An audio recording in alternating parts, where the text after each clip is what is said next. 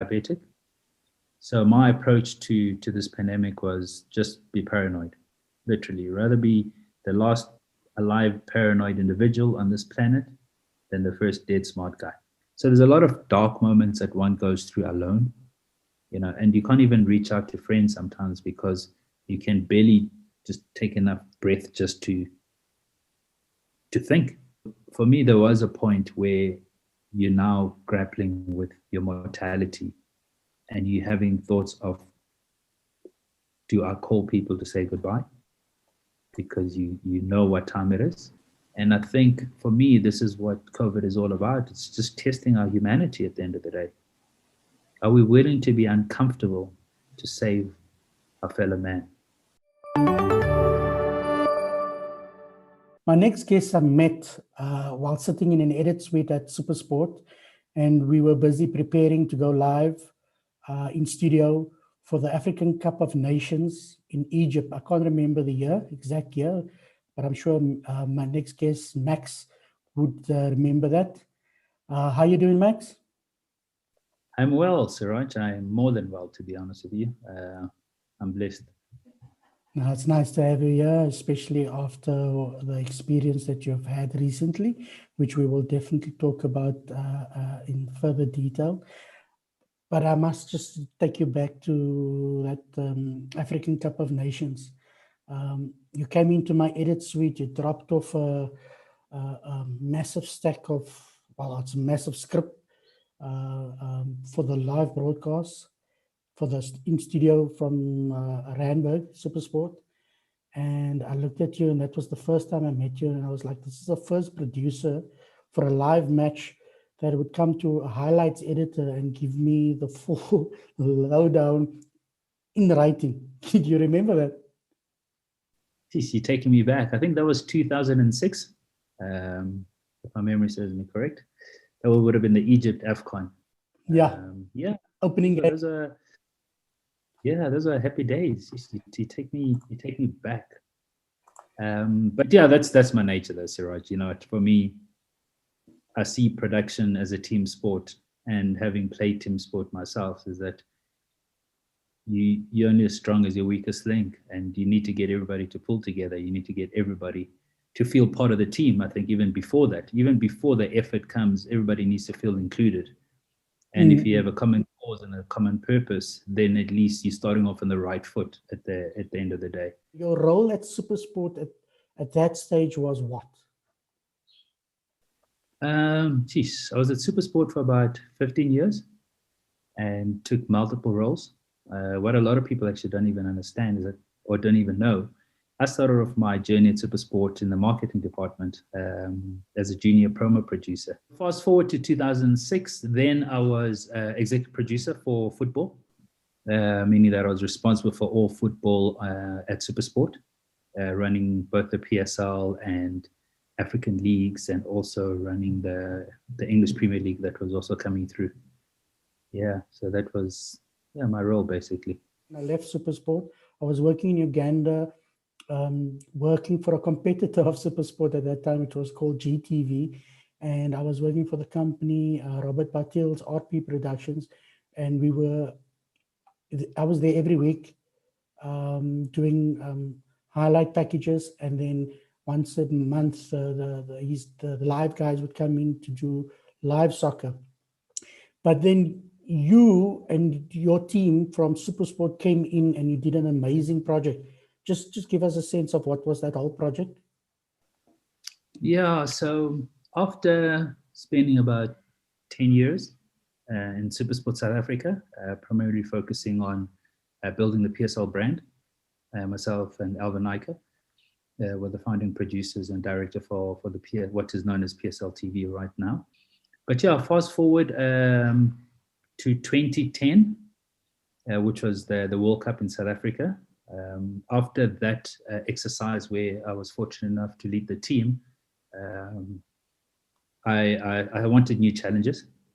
And at the same time, SuperSport was now developing or venturing out onto the African continent, the rest of Africa, as they call it, basically every country outside of South Africa. So our first project was in Nigeria, where We identified locals, trained them. So the first time we started doing the local league in Nigeria, that's a football league, we literally used to fly 30, 35 staff members from South Africa, from cameras to crew to racks to directors, producers, you name it. And after, I think maybe 3-4 years, we managed to then groom the locals to a point where by the time I left in 2015, Nigeria was self-sufficient in terms of the locals were producing their own matches. They were producing all content from Nigeria. Supersport had big investment in Nigeria where we had full studios. We had 3 working studios just for Supersport, and then Mnet also had their studios as well. We also had a fleet of OB trucks there. So it was basically a mini Randburg in terms of we had MCRs there, with studios. We did a number of live productions from there. And then also venturing out into the local sport. So we covered football, the Nigerian Premier League. We covered basketball. We covered beach soccer. We've covered polo. There's quite a number of sports that we've actually done up in Nigeria as well. So that for me, to be honest, was very rewarding because I've always had a passion for the continent. You know, I do identify myself as an African first, South African second, and then Xhosa third. That is who I am, if you had to ask me. So being on the continent and contributing, you know, by skills transfer, is something that even up to this day, you know, I'm very proud of. You know, that's one of the things that I take as a success. We did the same thing in Ghana likewise as well, in terms of setting up, doing the local league there, training individuals as well. And thereafter, we then also moved to replicate the same project in East Africa, where we set up shop in Nairobi, Kenya, for what we'd call the East Africa Hub. And that was basically to facilitate the local sports in Kenya, but also the neighboring states. For example, we did Uganda League, we did Tanzania League, also ventured up into Ethiopia a number of times, as well as Rwanda and the Burundis of the world as well. You know, during that period, I hardly saw you because you were always out, away from South Africa. And I remember once when you, actually many times when you would say, as luck would have it, you never experienced a winter in South Africa for many years because of your travels. Yeah, I'm a summer baby. Me and winter don't get along at all. So I was in a position where I could strategically make sure that when winter hit South Africa, I was definitely nowhere near the Southern Hemisphere. So I would be up in tropical climate. At one point, actually, for a few years, I think maybe 3 years in a row, I actually arranged to have a tournament in Tanzania. So literally, I'd spend my summers, a part of it, or South African winter, in tropical climate in Tanzania, complaining about the heat. So yeah, I was able to maneuver those things with the little powers that I did have. Yeah, so but now I'm paying for it since I've been back to South Africa. I think I've experienced 3 winters, and it's been quite rough for a person who who's avoided winters. You know, there was a good stretch of about, I think, 10 years actually where I didn't have any winters at all. Well, did that play also in your a role in your decision when you left the African continent to go and work in Jamaica? Well, partly. And secondly, you know, I'm an adventurous being. I think getting out of one's comfort zone is always good. And to explore, to be honest with you, you know, go out there and see the world and challenge yourself. It can only enrich you. And I was very fortunate that with the capabilities and the skills that I do have, that I can go out there to the international market and shop my expertise. If you were to compare the skill levels of your colleagues from the rest of Africa, I won't include South Africa, the rest of Africa, and you compare it to the skill levels of the people in Jamaica, how was that? Look, I don't think it's fair to compare. It's the same as trying to compare Nigeria with South Africa. I don't think it's fair because it's not really apples to apples. Because ultimately, there's different experiences and different exposures. You know, Supersport in South Africa has been doing international sports for a very long time. They've been industry leaders, if you ask me, in terms of their coverage of certain sports. Whereas on the continent, the guys are still behind or still, learning some of those arts and craft. But we are proud to say that, as I mentioned earlier, that we left Nigeria fully capable of being able to produce their own. Likewise in Kenya, likewise in Zambia as well. So when I then moved to the Caribbean, Jamaica specifically, and Trinidad, where I was based, they're a lot smaller in terms of the market. The population is tiny as well. They're small little islands at the end of the day. So you can imagine the TV industry is also obviously in proportion to the greater community. So primarily I was there because I needed to upskill the individuals in terms of production. So there, once again, I was involved with sport, football, basketball, cricket, and athletics. Athletics is big on that side there as well. And I also did quite a lot of entertainment shows, because you can imagine, soca, dance hall, reggae concerts, those are all quite big. They're all meshed in the culture there as well. But as much as I was there on a skills transfer exercise, I feel that I gained a lot more personally as an individual, just by being embraced, by the Jamaicans and the Trinis And as then well. when you came back to Africa, you came to a completely different environment from what you left. Can you describe that environment and the opportunity that you saw and pursued? Yeah, it's bittersweet, to be honest, Siraj. One, so since I left Supersport 2015, in the subsequent years after that, Supersport International then made a decision to pull out of the African operations, meaning that they closed shop in Nigeria. They retrenched over 80 staff in Nigeria. Likewise in Kenya, where we also had another hub, they closed shop there and retrenched another 50 odd individuals, which personally I thought was not necessarily the right thing to go, because we were so established within those territories to service the neighboring countries. And strategically, it was actually a great move before, but they had the reasons to make that decision. And it also then created an opportunity for me, because there's a huge void that was left with a giant like Supersport leaving those territories. At one point we were doing 9 leagues in 9 different countries on the continent. So I take pride in the fact that as much as Supersport, the business, the company, vacated those territories, but the skills that we imparted on the individuals, those we could never pack up and bring back to South Africa at the end of the day. So we empowered individuals, and those individuals are themselves right now have grown. They really impressive. I talk to them on a regular basis. I was very close to my team, and so therein lies the opportunity. What is the service of your company, A1? So my company is called A1 Media, and primarily we are in the host broadcasting space, consultancy, production management, but basically is to provide turnkey broadcast solutions. So what that means, it could be a simple thing as I'm being sent by FIFA to go to Madagascar to go look at the facilities there, and then write a report to then tell them, what the capabilities of those facilities there as well. Or to being sent to Namibia to go produce a full World Cup qualifier for either CAF, FIFA, or also providing facilities to do a ladies golf tournament in Kenya. So in essence, that's what we do. We are broadcast consultants, and we can provide full turnkey solutions, from a single person production to a multi-camp production as big as a golf tournament. So that's what we do.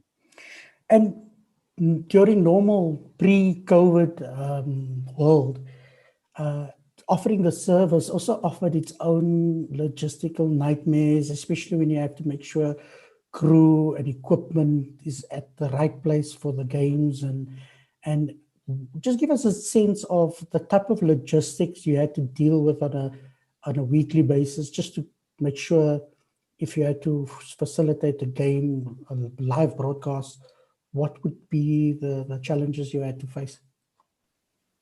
Yeah, logistics are quite a challenge on the continent.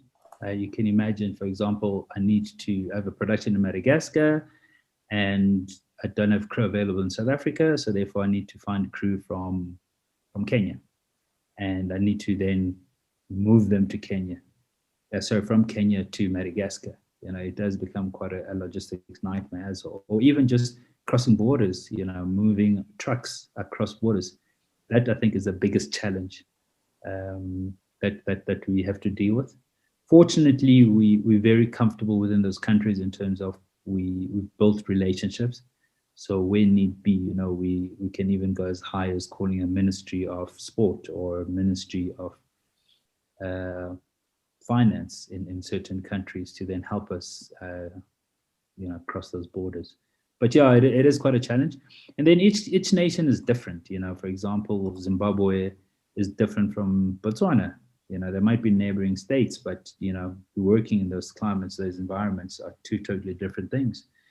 Having to move a truck from Kenya to Ethiopia, in itself, you're having to deal with a lot of other challenges, such as the threat of domestic terrorism, for example, because there is certain parts of Kenya where it's very unstable. So those are things that you need to always take into account. But primarily, I always say that I'm in the people business.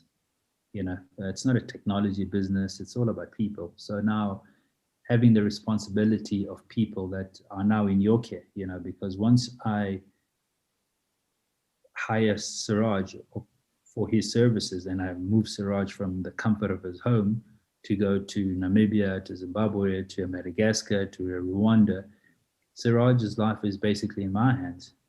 And so to secure and make sure that Siraj then gets back home is quite a challenge, to be honest, and quite a big responsibility. Now we in COVID, and obviously there was a long period where nothing was happening, and then soccer started, the different leagues started playing soccer at closed off events with no fans, and then you had to start servicing your clients again. And how was that experience if you compare to before? After the 10 months or so, leagues, as you said, started playing slowly but surely. It's a different ball game, to be honest, because you basically equate it to planning in darkness, because there's so much uncertainty, and yet, for a successful production, there's a lot of planning that needs to be involved. You have to plan, otherwise, we spoke about logistics alone, just to guarantee that the vehicle will get there on time, just to make sure that you've got crew available. And now with COVID testing, it's just thrown the cat amongst the pigeons, to be honest with you. So it's something that we need to adapt, and just move with the times. I find that you can't be rigid. You have to be very, very flexible, even to a point where what is fact today might not be fact tomorrow, which is not, it's not great. It's not the best environment if you need to plan and focus and and have plans in place, especially where you're then going to spend money to go to certain places. It's a complete nightmare, man. That's the one thing that working on the African continent has really taught me, is that you got to be flexible. You have to deal with the crap with a smile, otherwise you'll go mad. Exactly. Yeah, and then I bumped into you, Mishka and I bumped into you at Pick n Pay on a Saturday afternoon, and we briefly bumped elbows, and then 3 days later you called me and you gave me the news. What did of you being diagnosed with COVID, and then it was a completely crazy and scary experience that Mishka and I had with you through that period. But can you share with us your experience with COVID? First of all, how did you get to know that you got COVID, and dealing with it or surviving it, I think is the best term. Yeah, cheap. That was pre-COVID, as I call it, when we met. I think the date was actually the 20th of December. And at that stage already, with, as you mentioned earlier, with sports happening around, I had been traveling, doing a number of games. So I think at that stage I'd already done about 12 COVID tests. So I was then due to travel to Botswana on the Monday.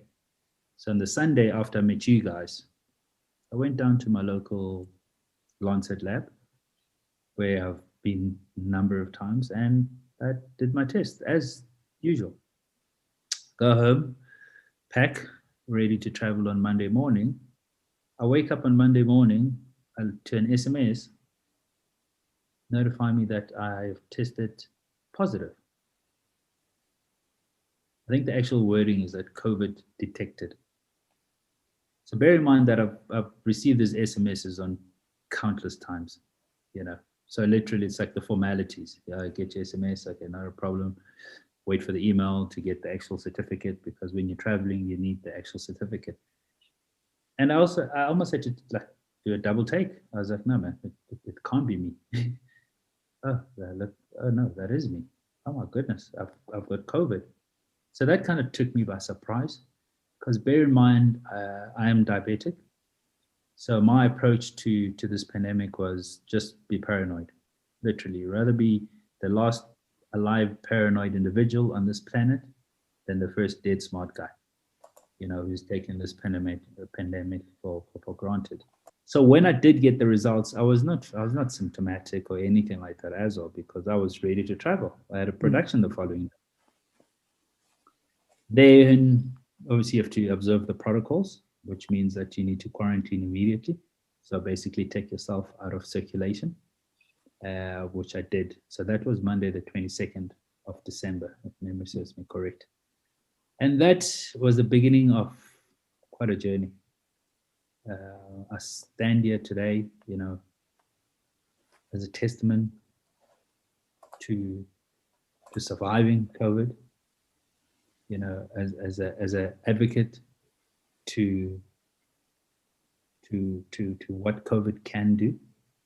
So for me, I had the full symptoms.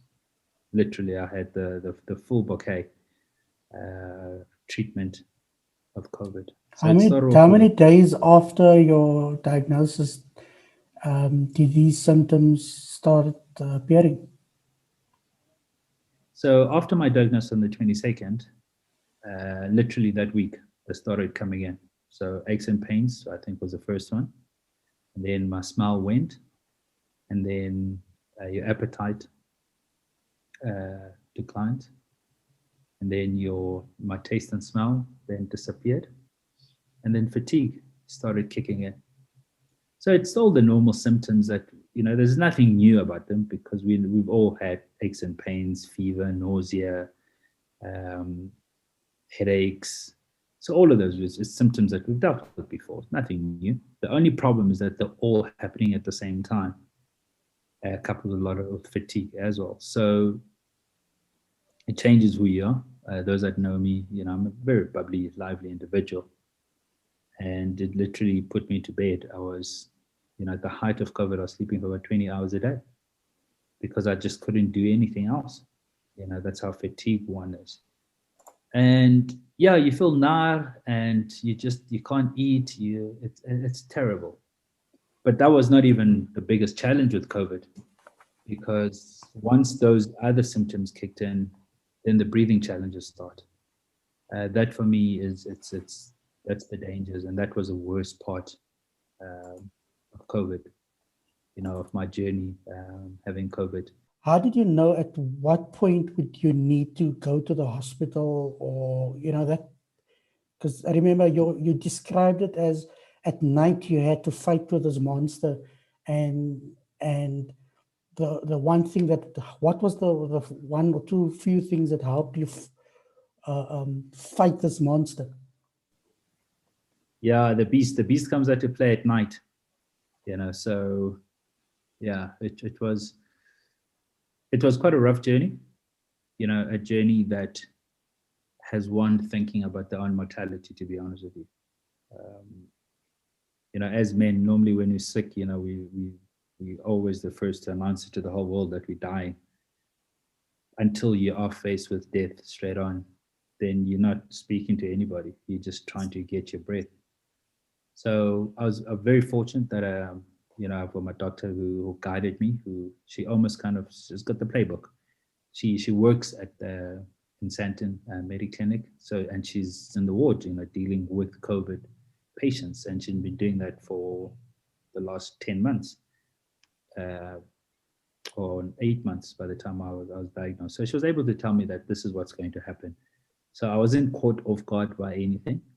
So even when times when I couldn't breathe, where I felt that my breathing was not sufficient, that I'm actually suffocating, I would literally get on the phone with her and she'll literally calm me down.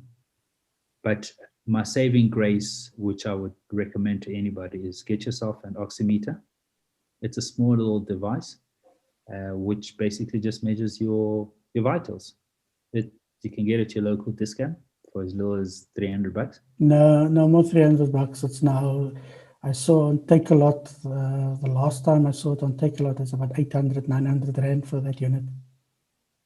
Oh, wow. Oximeters are nothing new. They've always been at this game, gathering dust. Oximeter, it's the same thing when you're in a hospital, that it's a small little device to put on your finger, which basically just measures your pulse. It measures your O2 levels. And that is important because with COVID, it attacks your lungs, your respiratory system, which makes it difficult for you to breathe. And with oxygen distribution in your body, lack of that then has dire consequences for you. So I was able to track from the comfort of my home, in my state of discomfort, what my O2 levels were doing and what my vitals were basically doing. And that was my saving grace, because regardless of how I was feeling, externally, at least I could anchor my hope on that my O2 levels were at a sufficient level. So so that little tiny oximeter device, which was $299 back then, literally was my saving grace. I remember the call I got from you, one of the happiest calls I got from you when you said, I'm over the hill, or something like that. I can't remember the exact words, but it's like, I've pushed through, I'm over, and we were chatting to each other going, thank God you're alive. It's like the weirdest conversations we had about, bro, I'm happy you didn't die. You're saying, I'm happy. It's the weirdest thing, conversations you never thought you would have with a buddy. And this is what this disease, this epidemic has changed. This is how it has changed our world, that we have the weirdest conversations with friends. Yeah. Look, it's quite bleak at this present moment. It's very dire. But I think we also should never lose hope. And hope is also highlighting some of the positives, the positive stories, the guys that have survived. I myself have lost an uncle, I've lost friends to the disease. So I'm very grateful to be alive. It does come with a bit of guilt sometimes, because as you're trying to make sense of it, why did you pull through and somebody else didn't pull through at the end of the day? But those are answers to those questions that I don't really have, to be honest with you. It's just now to just celebrate the life that I do have. It's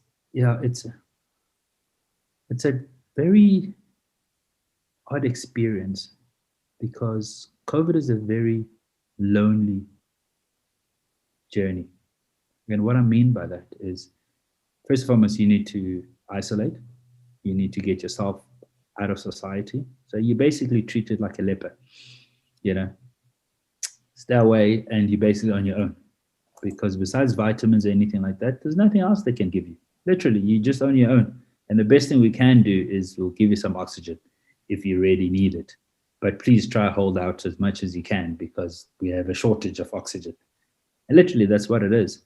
So there's a lot of dark moments that one goes through alone, and you can't even reach out to friends sometimes because you can barely just take enough breath just to think, let alone now convey those thoughts to somebody else as well. So for me, there was a point where you're now grappling with your mortality and you're having thoughts of, do I call people to say goodbye? Because you know what time it is, or you're feeling that you are quarter to. And then you also then have counter arguments within yourself where you're like, I can't do that because that is giving up. And I need to keep my spirits up and I cannot give up because in essence, you need to fight at the end of the day. So I went through that journey.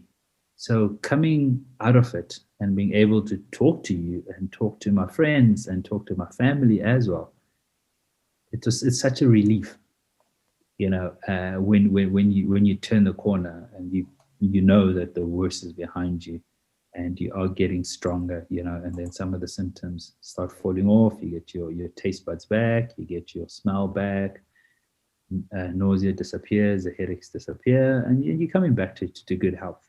Breathing takes a bit of a while. The fatigue will stay with you for a while. And I'm very fortunate enough as all that I haven't had any long-term damage.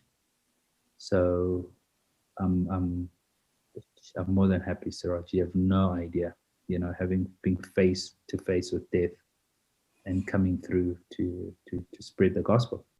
But then your next challenge, I remember you telling me, is like, I need to go out now and first of all, the what's it when you had to go do your COVID test, your post-COVID test, and then also having to go get groceries was not as easy as it used to be. Yes, so after 10 days, I was now faced with being COVID free. Now I'm allowed to go out back into society.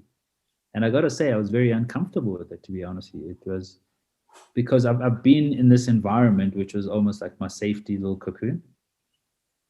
And now I need to go out there to this big bad world and try to avoid this invisible enemy. So it was quite a daunting task, to be honest with you.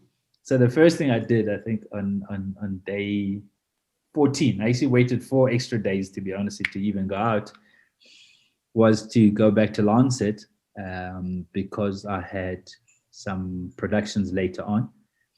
But I thought, what, and it's not necessary, to be honest with you. After your 10 days of quarantine, you don't need to go out and get a test.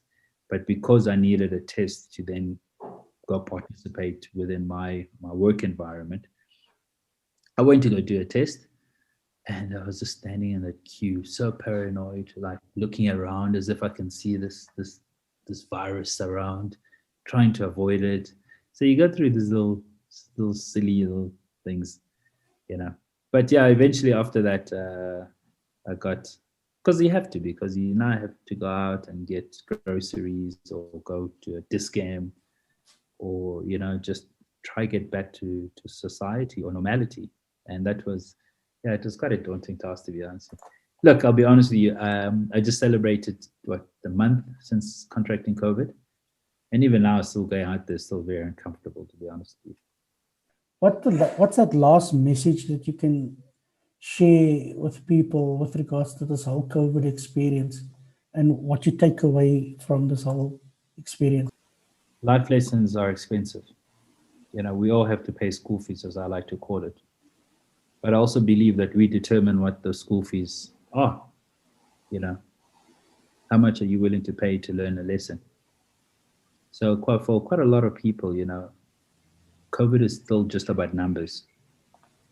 This is the infection rate, or this is the death rate, and so on and so forth. But unfortunately, for quite a lot of people, and where we are right now, COVID has a face, has a name, is a relative, is a colleague.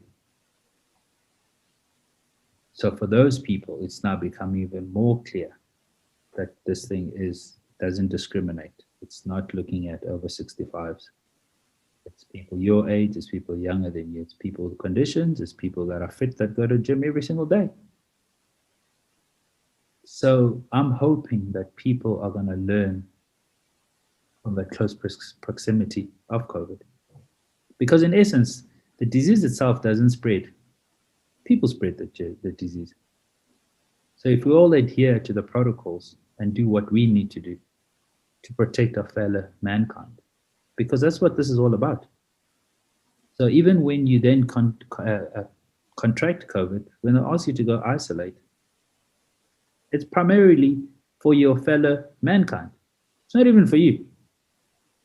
Because the doctors know that there's chances are you could come out, or chances are you couldn't come out. But ultimately, it's about looking out for your fellow man.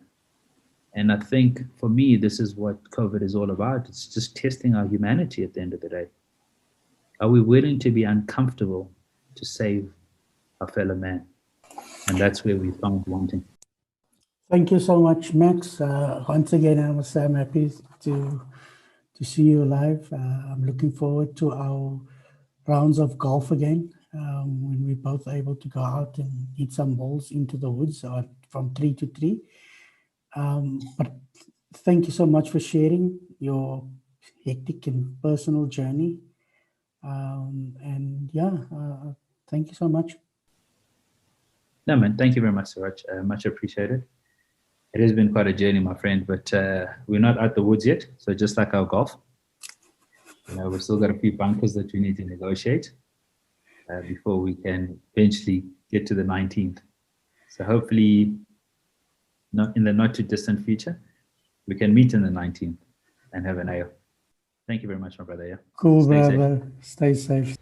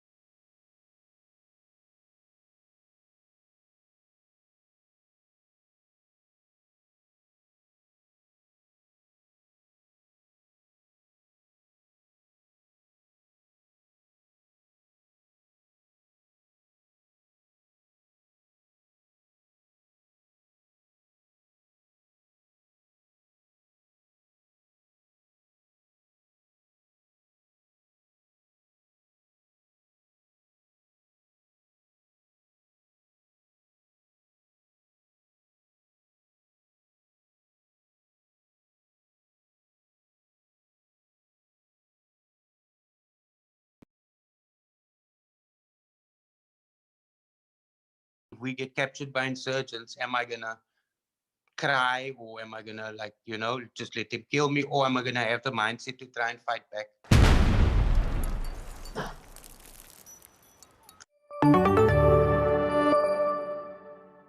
If you find that either you or a loved one is struggling with trauma, then please reach out to a mental health professional for support. We're all familiar with the movie format where friends meet each other for the first time, their lives makes them lose contact, come back, lose contact, come back.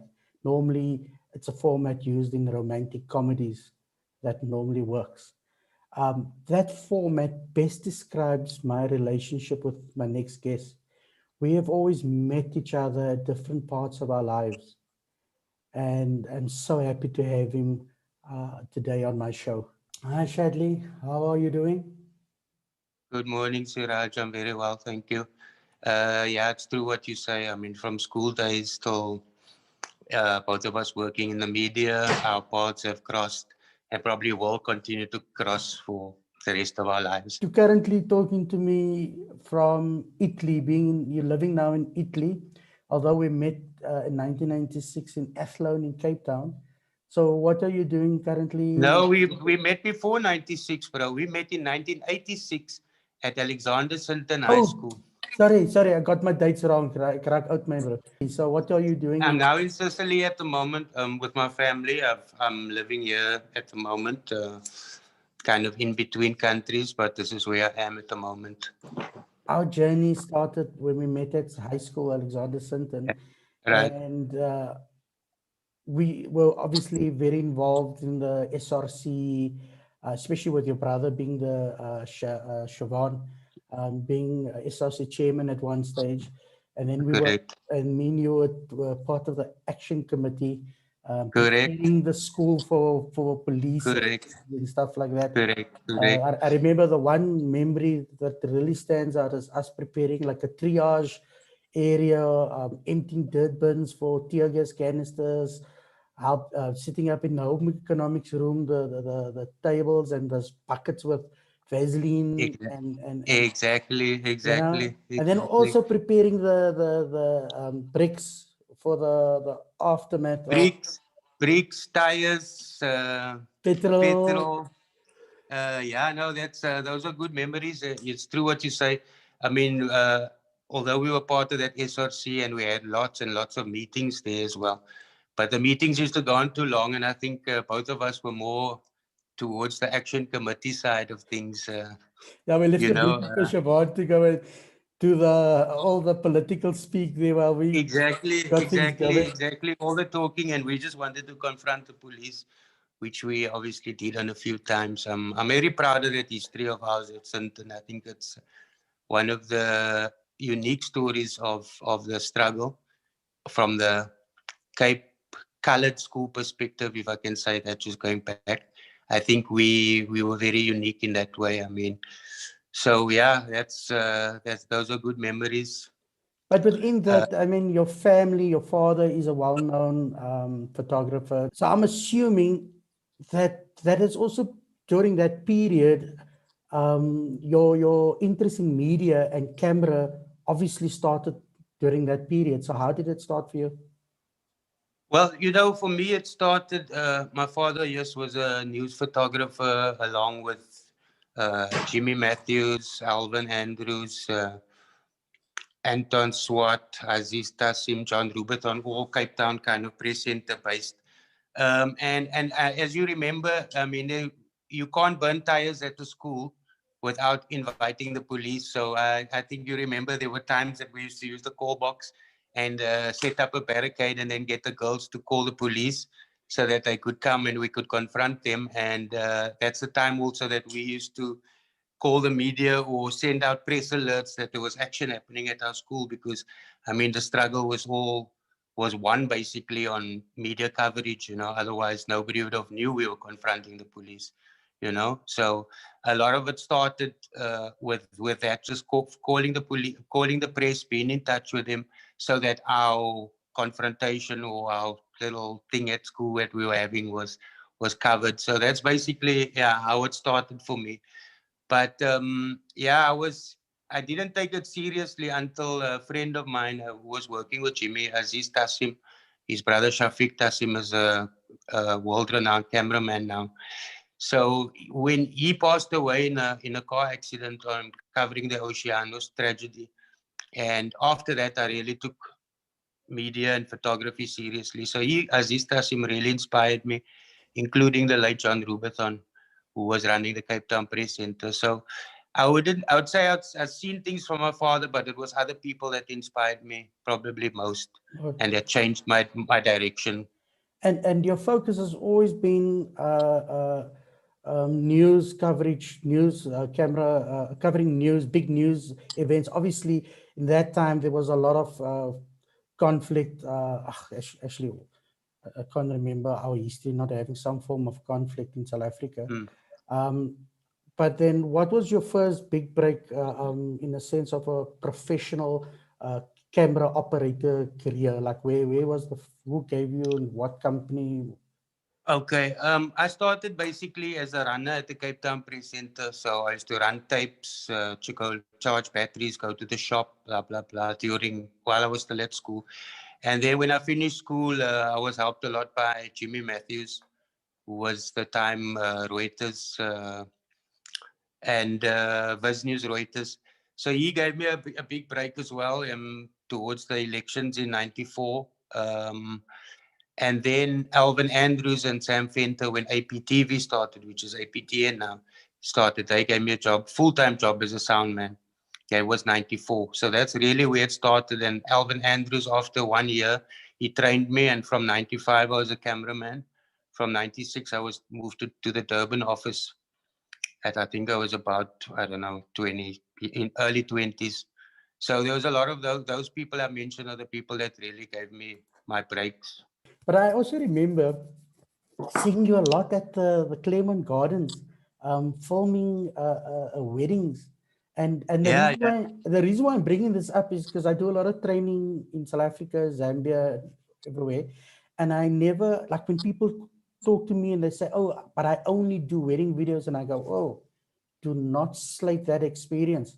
I know people like you and your brother that have built from that and built amazing careers. Yeah, yeah. No, listen, I did the wedding thing with Shafiq Tassim. That was his gig. He was running a thing called Video T. So I was basically his assistant. But with weddings, it's important days. Your gear's got to be together. You got to be on time. So that was kind of like the stepping stone for news, because news is all about your gear working properly, being on time, not missing a moment, and that was a good start for us basically. But yeah, Shafiq was the one. We used to do lots of weddings. Very, yeah, it's funny when I think about it now, but definitely a stepping stone, because it definitely something serious, and you take it serious, and then and when I moved to news, I kind of already understood what deadlines was about, how important equipment was, how important communication was. So yeah, from a young age, I kind of understood that was the fundamentals of media, basically, through the weddings. Like you said, when you were got your permanent position with AP, you already started, like, and then they moved you to Durban already. Yeah. That was probably the start of your journey of traveling to stories as such, or being based Correct. in different locations, Correct. countries. Um, so, Correct. so from Durban, where did you go next from a location From, point of view to cover events or stories? okay. In Durban, I was there. I covered a lot of the ANC IFP violence. So I did a lot of that kind of thing in 96, working with Rajesh Jantilal, photographer based out in Durban.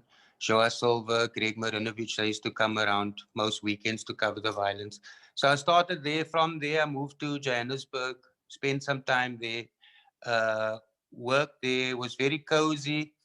And when you get too cozy, then you're just going to settle down basically. So I resigned from AP. I moved to London, as a freelancer. Did some work for them in London on my 2-year work visa. And then I came back to South Africa in 2000. Was back in Cape Town. Then I did some reality TV shows. I did a Survivor. I did Amazing Race. I did I want to get South African Apprentice. No, wait. You must tell the people a story of Amazing Race when they did that Jan van Riebeeck thingy, and then you told them it's a no, man. Just tell the people that story. It's a mal story. Okay, yeah. At the end of the race in Cape Town, they had like a Dutch type Jan van Riebeeck type guy there, right? So he was like, well, welcome in Kaapstad, something like that. So I was like, no, man, this guy should be saying, welcome to Cape Town. How's the tour? And you know what I mean? So the fact that you just mentioned now that you've done the reality TV camera work, and I know that you were working with part of the team with Mike Halseth, which is South Africa's most renowned world renowned multi-Emmy award winning cameraman. DOP, yeah, and I think it was the first 4 seasons of Amazing Race. He was the DOP that built the look and the style. So the question I have with regards to that is because you coming from your TV background, and because what I always, again, when my training and when I talk to people about the way you cover reality is that and news, you never have a journalist or a director telling you catch that all the time. Yeah. So when you're filming, you have to film. You're covering the story. You're watching what's unfolding. You know what the story is, and therefore you would then maneuver yourself to make sure you cover everything. Do you find that your news covering had a big impact on how you covered reality TV? I would say yes, and yes, it did actually. You know, the thing about news and reality is you have to be switched on. You know, when you're looking through your viewfinder, besides checking your audio level and your record button that it's on, that you're actually recording and your picture's sharp, you also got to be watching what they're saying. You know, when to cut, when not to cut. Listen, see for the emotions. So it was good. I did it. It was an experience, but I left it because basically with reality TV, you're always working with a big production crew, right? And for me, that just became a little bit too much, coming from like maybe working with a producer or, you know. So that kind of what put me off it was I think that was basically it, what put me off it. And then I left that and went back to news. As one does, I think. as a news camera operator, you've been placed into hectic scenarios, covering hectic scenarios, and we're going to show the people watching 2 such examples. But like, what was the attraction? You know, like within camera, you can go and become a film camera, work mainly on shooting for movies. You know, go up the ladder there. You can even today be studio cameras and just focus on that type of environment, sports and stuff. So you obviously conscious, especially coming back from reality TV. You obviously sat down at some stage and said, "Look, this is where I'm going to focus, and this is why." So what was that reason? Basically, you know, the thing with news is that I grew up basically with a lot of trauma. So did you know, our high schooling, apartheid. So lots of trauma when we were young, lots of anxiety, you know, when we confronted the police, lots of kind of feelings of nervousness, excitement, adrenaline, like when we were students and we were in the struggle. So it was kind of easy for me to go into news because I already had been in a lot of experiences of trauma and of anxiety and of, you know, like stress. So it was kind of natural, I think, because of how we grew up during the struggle, that I go into, I went to Iraq, I went to Afghanistan, I went to Liberia. I've been to a few, the Congo DRC war in 98.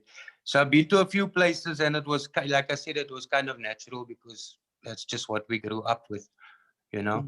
So in that way, it was easier. So you It was mentioned just easy. you mentioned now Iraq, which is a perfect point for me to do this.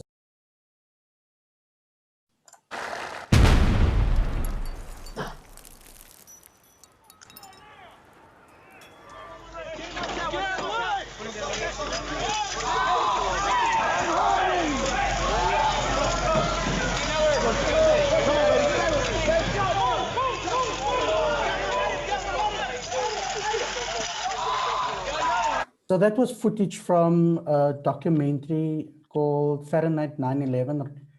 Yeah, correct. And so just give people a sense of what we just saw now and what footage was yours. Okay, the footage that was mine was the screaming soldiers on the stretchers after they got their Humvee got hit, their vehicle got hit by a IED, improvised explosive device, on the side of the road. So I spent 76 days in Tikrit, which is Saddam Hussein's hometown. I went there for the AP and one of the longest embeds, and the mission was looking for Saddam Hussein, basically. And they caught him 10 days after I left in Tikrit. But yeah, Iraq, it was, that was just one of the few moments there where we actually, something dramatic had happened. But the rest of the time, for all 76 days, like with all wars, you know, sometimes the skirmishes or the battles are very short-lived or sometimes non-existent, but you live with a constant fear that either today's the day, it's going to be incoming, your vehicle's going to get hit. So every day you have that kind of, is that fear, you know, not fear, or just that anxiety. And that's what a lot of what war is about, like just dealing with it, trying to stay sane, yeah, try not to lose your mind again. Yeah, just Then to focus. how would you do that in that environment? Well, in that environment where you just have to, you can't complain basically, you know, you have to become a soldier yourself, you know, 76 days, you know, you're not going home now. This is it, bite the bullet, you're here to do your job, very focused. If they catch Saddam, if we raid a house now and Saddam's in the cupboard, and they open the cupboard, I'm going to be behind the guy with my camera. So a lot of it was like when we go out on house raids at night, and I was very pushy, and American soldiers used to always tell me, get back, get back. But I knew that if he's hiding in that cupboard and they open that cupboard, I have to get that shot, you know. And but you have to basically or become a soldier yourself, you know, when you're embedded in that. You have to know that it's war. You have to be prepared to die. Kill or be killed is the name of the game, basically. So between me and you, I'm going home. That's what American soldiers used to say. So besides looking after yourself, you also have to have the mindset that if we get captured by insurgents, am I going to cry, or am I going to, like, you know, just let them kill me, or am I going to have the mindset to try and fight back? You know, so I mean, I didn't have a gun, but I carried a bayonet in my flak jacket, and that kind of was like my last, you know, go for the jugular if somebody tries to capture me or something, you know. So a lot of that kind of mindset of survival and wanting to get home. How much of what happened growing up in Athlone and growing up in apartheid, like you said, that definitely helps you, because, you know, it's like excuse me, it's fear, you know, you got to conquer, or the nervousness, you know. We grew up a lot with that, confronting the police. And that's why I say I went from Athlone hostile environment to Iraq hostile environment to Congo hostile environment. You know what I'm saying? So it was an easy progression for me, because I always had that feeling, or I knew that feeling of nervousness, anxiety. Shit, today we could get shot, we could get arrested. So it was just a walkover for me to go into these places without feeling like, you know, oh, I need training. And I mean, I've seen a lot of journalists arrive. Like the one woman arrived in Iraq, the next morning they had to evacuate her because she just had a total breakdown, you know. So even if you do the training, either it's for you or it's not for you. And a lot of people find out kind of on the job. and when it's it's very not going difficult. well. Yeah. And, So, and like I said, with this job, it's all about no excuses. You just got to deliver. You know, people don't want to hear your excuses. They just want to hear you got the where's the footage. pictures, got the footage, and that's it. So now let me So play another video.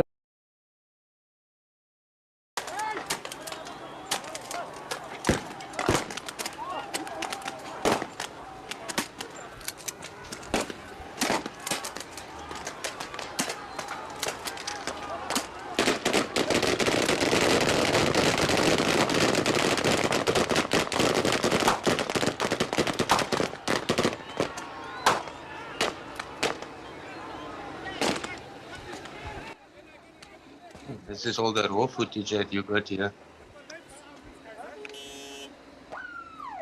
That's all the raw footage. I see. What I like about it, Okay, you can cut it there. That's the raw footage. It's not the cut piece. yeah, I know, but what I like I think about, that must have been from the minor shot down stuff that Riyadh put out there. yeah, But that was that was Marikana basically. Yeah. yeah, that was Marikana, the massacre in Yeah. the New South Africa, the worst massacre to date, where our new South African police force adopted did something what we are kind of more used to during apartheid than South Africa. And again, so just talk to us that experience. Just give us a sense of what was going on for you as you were covering that. Okay. Basically, the whole Marikana story started. We heard there was a mine strike, right? And I remember Sunday. It was a Sunday night, and I watched the news as one does, just to be in the loop.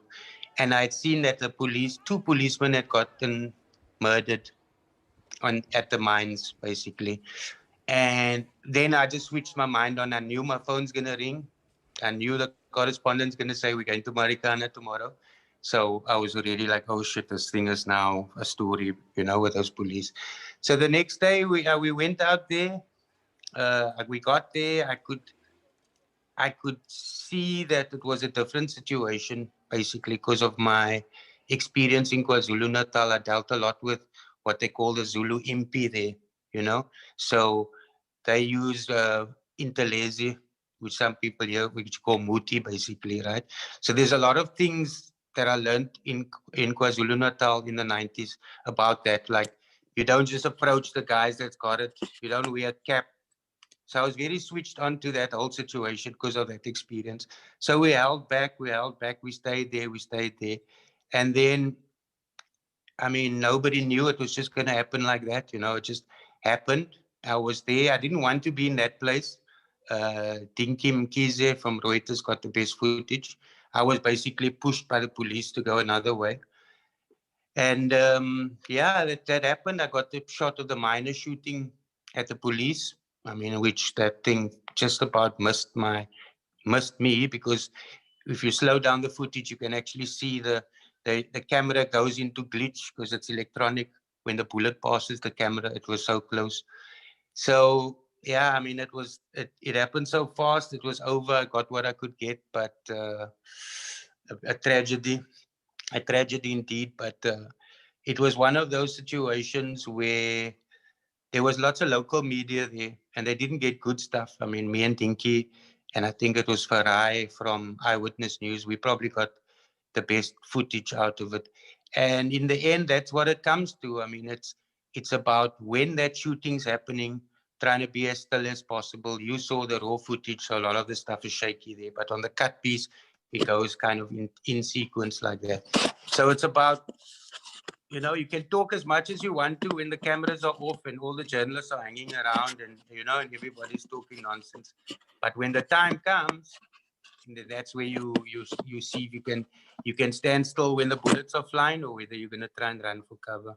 And then, So that, I could say, that was kind of like the peak of my career, or my insanity, basically, because it's not normal to want to stand still. It's not normal to want to stand still when bullets are flying. Although in this job, it's required, you know, because that makes you the best. Which brings me to my next question. Sorry to cut you there, because No worries. this is the you know, it's like, I remember how many times we all chilling together and you guys sharing the war stories. And as some like me, I didn't experience what you guys experience. So it's for me, it's like fascinating to hear these things. And I look at you, go thinking, flip, you're crazy to be there in the first place. And how, I don't think I've ever sat down and said, but how do you deal with this? And and you're currently going through the process of dealing with it. And Correct. so just give us a Correct. sense of what how did you deal with it then, going through those scenarios, or didn't deal with it, whichever term is more appropriate, and the impact that it has had on your life now, Now, and how okay. you're dealing with that. Okay. I mean, that's the one thing when you get into this business, it's a very, I wouldn't say macho, but you have to kind of be tough. You can't be weak. But nobody really tells you about, even the people you're working for. Nobody really talks about debriefing or going to speak to somebody or letting something go. Because the thing about the news is it doesn't stop, especially when it became 24-hour. Mm, Nobody's got time for your problems unless it's a big problem. You like, you got arrested, or you broke your leg, or you absolutely can't go work. So nobody tells you that. And I mean, when I was younger, and I did it, and I did it, and I did it, it was like, it was it was all good, because I thought, okay, this is what I need to do. But nobody warns you about that when you get older, or like in my case, where I was blessed to have two children now in my early 40s. And then when you get older, it kind of catches up with you, mm, because you become more mature. And you like, you feel I captured a lot of people's pain and misery, and funerals, and people dead, and grieving families. And kind of, when you at that time, you don't feel anything for it, because just about, I got the shots look good, that's good, let's go. But when you get older and you start to lose family members or friends, or even like me with a dog, when I lost, my dog died, and basically I wept. And it like opened up my emotions for me. Now I can deal with death, or death or suffering in my own family much easier, because I always relate to other people, mm, like that are covered. So it's not like, oh, your mother's sick, or your, what you call it, like you special. It almost became for me like, now I feel what those people were feeling when I was at their house trying to get an interview while they were trying to mourn. You know what I mean? So a lot of it now, it's like, now that I'm older, I kind of understand that. I feel those people's pain, but it also makes my own situation much easier to deal with, my own pain with my family, or losing family members. And so it's become easier like that. But when you're doing it when you're young, you don't really care, because the most important thing in the news business is the delivery of the story. but now Sharp, dealing sharp, the sharp pictures, audio, interview, interviews no and excuses. Yeah. but so you're saying you're dealing with it. So I'm dealing with it now, yes. but how are you going for assistance? Are you in therapy? Because that's also But another male, yeah, yeah, ego thing of, no, I'm not gonna need. I don't think I need that. yeah. No. I'm definitely, I see a psychiatrist, therapy. I take antidepressants, because before when you were younger, how you deal with it is that you self-medicate. What Mm. they call self-medicate. Various people self-medicate in different ways. I'm not going to go into that now, but now now I take antidepressants, and it makes me feel good. I haven't worked for a year. I've been diagnosed with chronic post-traumatic stress disorder, because when I got married maybe 6 years ago, before that I was quite a single guy, just dedicated to the work. And when I got married, and then I realized that the way all my thinking wasn't normal. My wife kept telling me, And even like when I was living in Joburg before I moved here, I was always like, we call it op post, you know, at home, my weapons at home, waiting to see the intruder in the garden, having the mindset, am I going to let this dude come into my house, or am I going to try and fight this dude, you know, fight or flight. So I always had that thing and it used to drive my wife crazy because she was like, you crazy, you paranoid. Like one time we went to Braamfontein to some bar slash club there. Some DJ was playing. So we went there and this place was packed. And I was like, I said to her, listen, if anything happens, just don't run. Stand against the wall. Keep your back against the wall. Don't get caught in the crowd, you know? So I was always thinking, hey, shit, how am I going to get out of this? Am I going to have to fight here? Am I going to have to try and run? Even in my own house in Joburg, electric fence, high walls, I always used to sit at night thinking, golf stick at next to the bed, golf stick by the door, because I like the long reach of it, you know. And I was like, listen, every day thinking, if today's the day, I'm not gonna let this dude take me. I'm gonna, you know. And it's no, it's no fun way to live compared to how I'm living here now. The worst thing that can happen to you is they steal your bicycle if you don't lock it properly.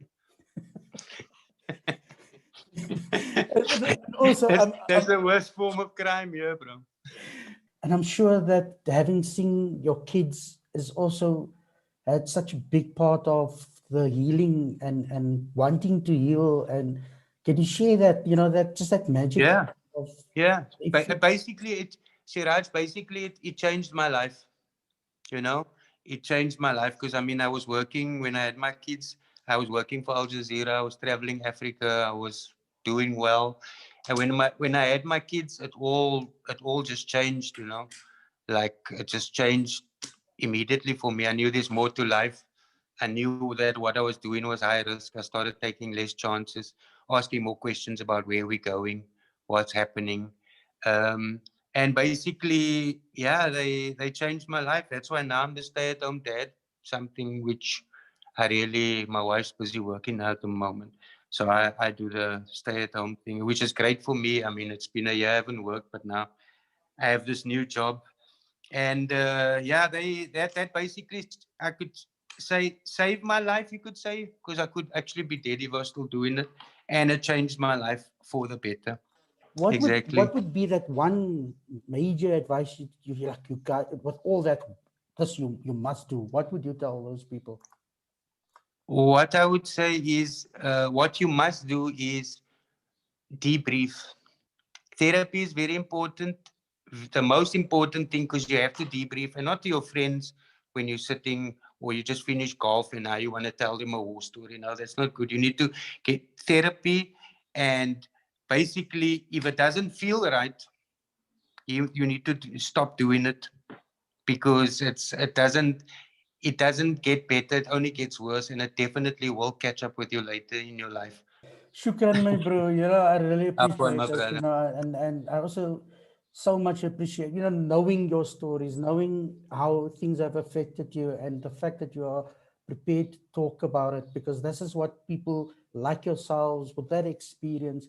The value is you are willing to share the darker side of things. You know, the real effect of what happens to your lives and the lives of the loved ones within your space. And I'm so happy and appreciate that you're willing to share that with me and obviously everybody that watched this thing. So shukran so much. I really appreciate it, man. No worries, my brother. I'll share it anytime anybody needs any information. I'm basically on LinkedIn. I'm not on Facebook, but people can message me on LinkedIn if they want to Shadley Lombard. But yeah, I mean, I would give any advice. I mean, it's just take care of yourself and don't be scared or don't be shy to go for therapy. Therapy is the most important thing, I would say, for one's survival. You know, definitely. I would say that's a lifesaver. In No, fact, the whole of South Africa needs needs therapy therapy. No, after apartheid. The whole of Alexander Sinton, even UC Raj, all that shit that you're watching in the edit suite, that's all embedded there. And you should also give it a go, just to, once or twice. You walk out there, you see how lighter you feel. It's like you release 2 backpacks off your back. You're ready to go again. And I'm telling you, we think it's okay because now we're playing 9 holes and we're talking about it to our friends. You need to talk to an independent person, and it will really help. So that's the main thing I say. If that's what you want to do, hard news, and you want to go for that, go for it. But make sure you take care of you, because that Cool. shit always catches up Sounds with you. back. Cool. Thank you. Shukran. Salam, my bro. You're most welcome. Salama, brother.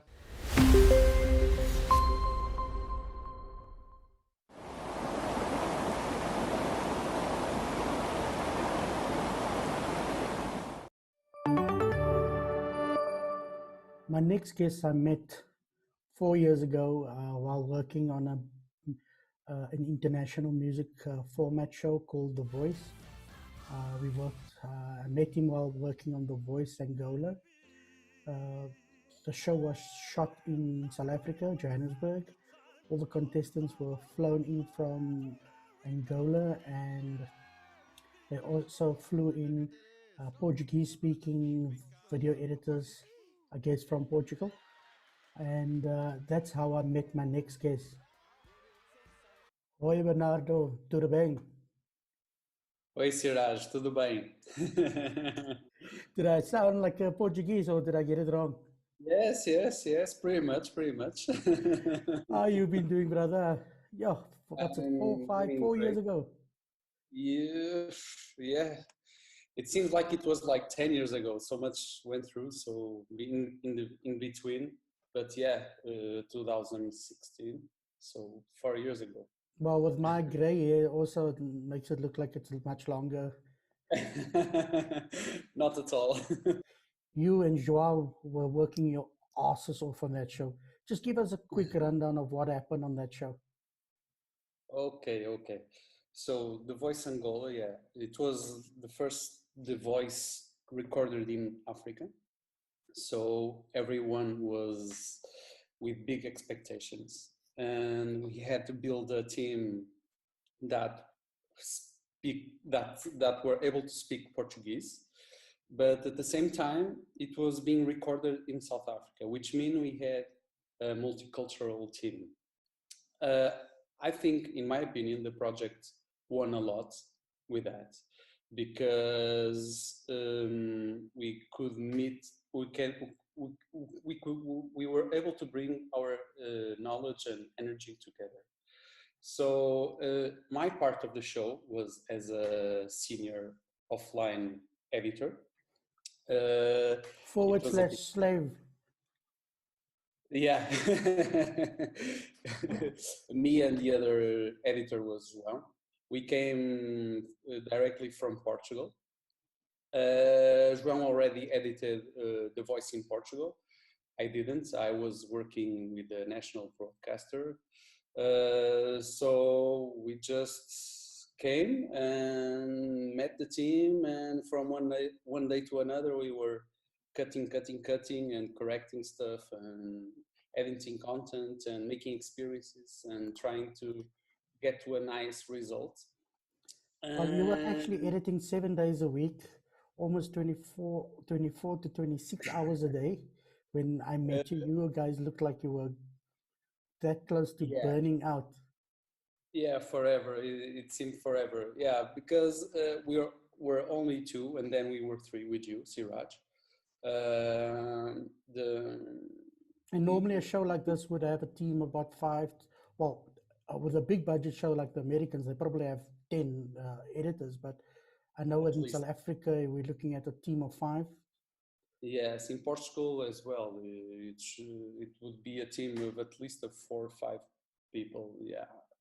So, like I said in the beginning, it was the first The Voice recorded in Africa. So it was a learning process as well for everyone. So we just, as on the moving, as the show was moving forward, the production was adapting. So that can explain how we started with 2 and then to 3 and then to 4, because we had another South African editor, assistant editor. It was Sneh. Oh yes, yeah. I was wondering. I couldn't remember his name. Yeah, but I think it was a win-win situation, because I've learned with you, I've learned with him, I've learned with everyone. And it was a mix of, like I said, of knowledge and international inputs that came along and make I'm proud of being part of that project, which is the most important.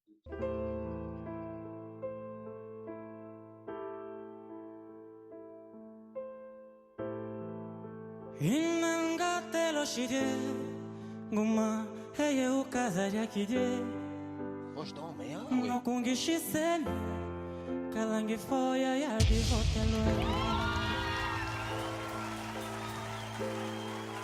Inangatelo shide guma heye ukazaja kide no kungishiseni kalangi foya ya divotelo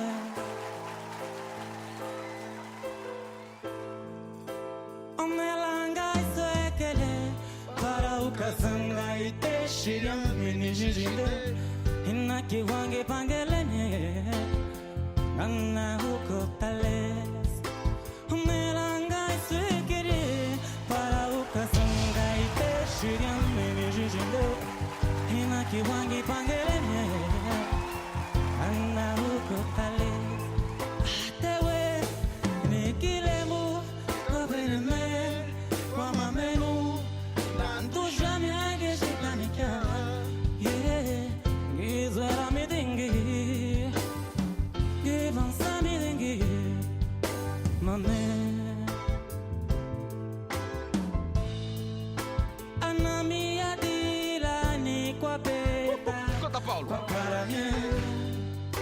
Gondoya ze kwatakana mokonda ene ondongi funde Hanami ya dila ni kwa peta kwa paramye Gondoya ze kwatakana mokonda ene ondongi funde Eno no ala kumbaji ya mamenwe Gondoya ze kometaka Zawidi ya mi Yangi pulo nika Gondoya ze kometaka Enda mi Yangi pulo nika Gondoya ze kometaka Gondoya sin gondoye Gondoya ze kometaka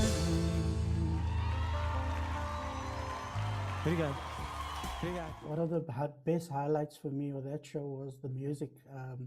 The fact that the normal format worldwide, there was always a big push for contemporary popular songs, and obviously would mean a lot of American artists, British artists, songs that people would sing. And what was amazing about The Voice Angola was the fact that the Angolan people, contestants, were singing songs from their country, their popular or legendary songs, which was so beautiful to my ear. And I was in complete awe about the music, and that's what made me fall in love with that show. More so that when the South African one started, I looked at it and go, there's something missing there. It's not that heart and soul that I experienced working on The Voice Angola. Oh, yeah, I totally agree. I can say that I'm in Angola right now, the last 4 years since I moved from SA, and nothing changing from that point of view. So they love their culture, they love their music, and in fact, I've been working in a show. Now we are stopped because of the pandemic, but we were working on a show. We are on season 2. It's about music. It's not like The Voice. It's a small production, but huge for Angola, but small for international point of view. But the music choice is the same method. So we have a lot of kids. I would say 80%, 70% we choose old songs from old Angolan artists, and that's great because that promotes culture and keeps the ancients alive. Hoje eu decidi, vou confessar, baby girl, eu estou a amar. Correct me if I'm wrong. I remember when we had a chat that time that that wasn't your first time in South Africa. You were here before on another. Yeah. Yeah, well, it all began in 2013, 2014, when Angola started to produce international formats, TV shows, particularly DSTV. So they wanted to do the first big reality show, Big Brother in this case, and there's a politics by Endemol Shine worldwide that, in this case, Endemol Shine Africa, that the international formats, to guarantee the quality, they have to be recorded in SA. Okay, so South Africa is the place to be to record big international shows. I agree, totally agree. From that, they had to recruit a Portuguese team because of the language. So I was lucky enough to come because I just speak Portuguese, and I was working in the industry, and you know how it works. You know, a guy that knows a guy in Portugal, they unite a team and they send us. So I came, me and another 25 Portuguese people. It was a big crew because we need a lot of technical directors. So yeah, I embraced the project, and the moment I've landed Africa for the first time, I fall in love totally. People, culture, music, sightseeing, food, energy. And I remember the size of the steaks that you love here, and the prices for steaks compared to what you would pay for it at home. Yeah, they are unforgettable. So you know, as South Africans, we don't have a good reference to what industries are like, other than what's happening in the States and British, because you know the relationship between South Africa and Britain is very strong when it comes to broadcast, because we adopted, when TV started in South Africa, we adopted the BBC model. So how did you get into the TV industry in Portugal? What is the method of getting into it? You know, like here in South Africa, before it was a very apprenticeship base. You needed to know somebody that would give you the opportunity to learn a skill, and via that person would vouch for you, and then other people would hire you. More recently, there's been a lot of schools that youngsters can go and train, and you know, and from there start the apprenticeship journey. How does it work in Portugal? Okay, well, in Portugal is practically the same.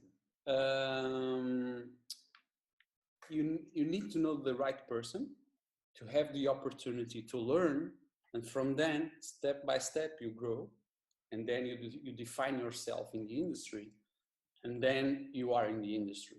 Nowadays, there's a lot of schools, there's a lot of courses, there are a lot of places that can teach you, but they are very theoretically, you know. Portugal is a very particular place in Europe. It's very small. The industry is very small, so there aren't a lot of places. And for me, my goal in TV, what I really like is multicam directing. There are very few places for that as well. So you just have to live with it, you know. You can do right, if I'm correct in saying this, but it's a very, a very vicious industry. You know what I'm saying? Yeah, so, yeah, no, we all have scars left, right, and center. Yeah, but I have the feeling that works a little bit like that everywhere. When I was beginning, and even right now, so they just asked me, so Bernardo, my family and my friends, where are you working?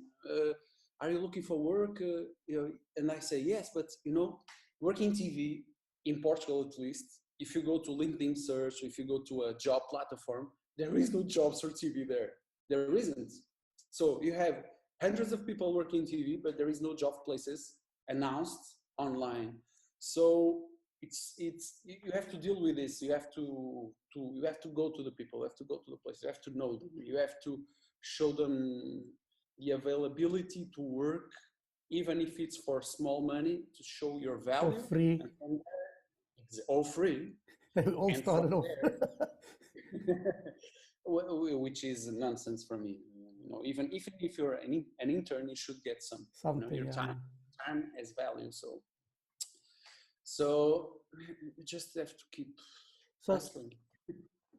Now, my reference to broadcast, TV broadcasts in Portugal would be from the time that I worked for Supersport, and the amount of soccer, your soccer league matches. And the one thing I'll never forget, especially when I used to have my little interns, especially the female interns, I would always tell them, I said, I've never seen the most good-looking men referees with sleek hair. Everybody just looks like they've just come out of a hairdresser, and everybody's just shining.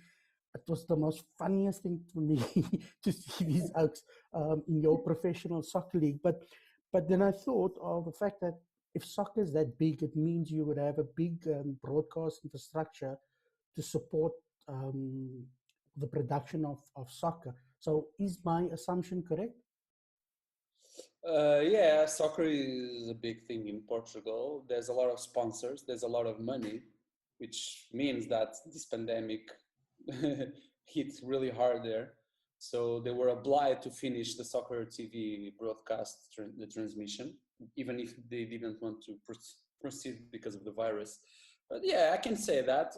But like I said, even then, Portugal is small. Even there, it's a business that allows us to have a lot of jobs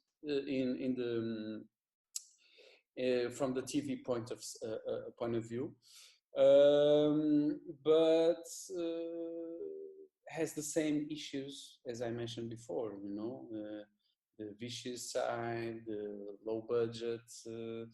But yeah, it gives a lot of people work in the TV broadcast. It's a big thing. So you've seen the technical infrastructure here in South Africa. Yeah. If you compare it to back home in Portugal, how on par are the two industries? From the equipment point of view? Well, equipment and technical, you know, like from the crew to the type of equipment used in control rooms, in like especially for you with multi-camera, OB units, you know, just give me a sense of comparing what you've experienced in South Africa compared to Portugal, and then we'll compare it going on. We'll talk about Angola. Okay, well, comparing from the technical point of view, you've seen a lot of similar things, you know, the MCRs, the places, how they are built, the vision mixer table, the multicam screen, windows, they're very similar. The behavior of the team, how people get along, how people, it's practically the same. In South Africa, I've met, there's a big multicultural environment. We have people from different places, different races. So I think that's a positive thing, because you learn value things like from other people, you know, from the culture, the respect, and that can bring another kind of friendship, different from in Portugal, because it's the place where you live, you go, you work, you go home, you go to your family. So I had a more intensive experience in SA.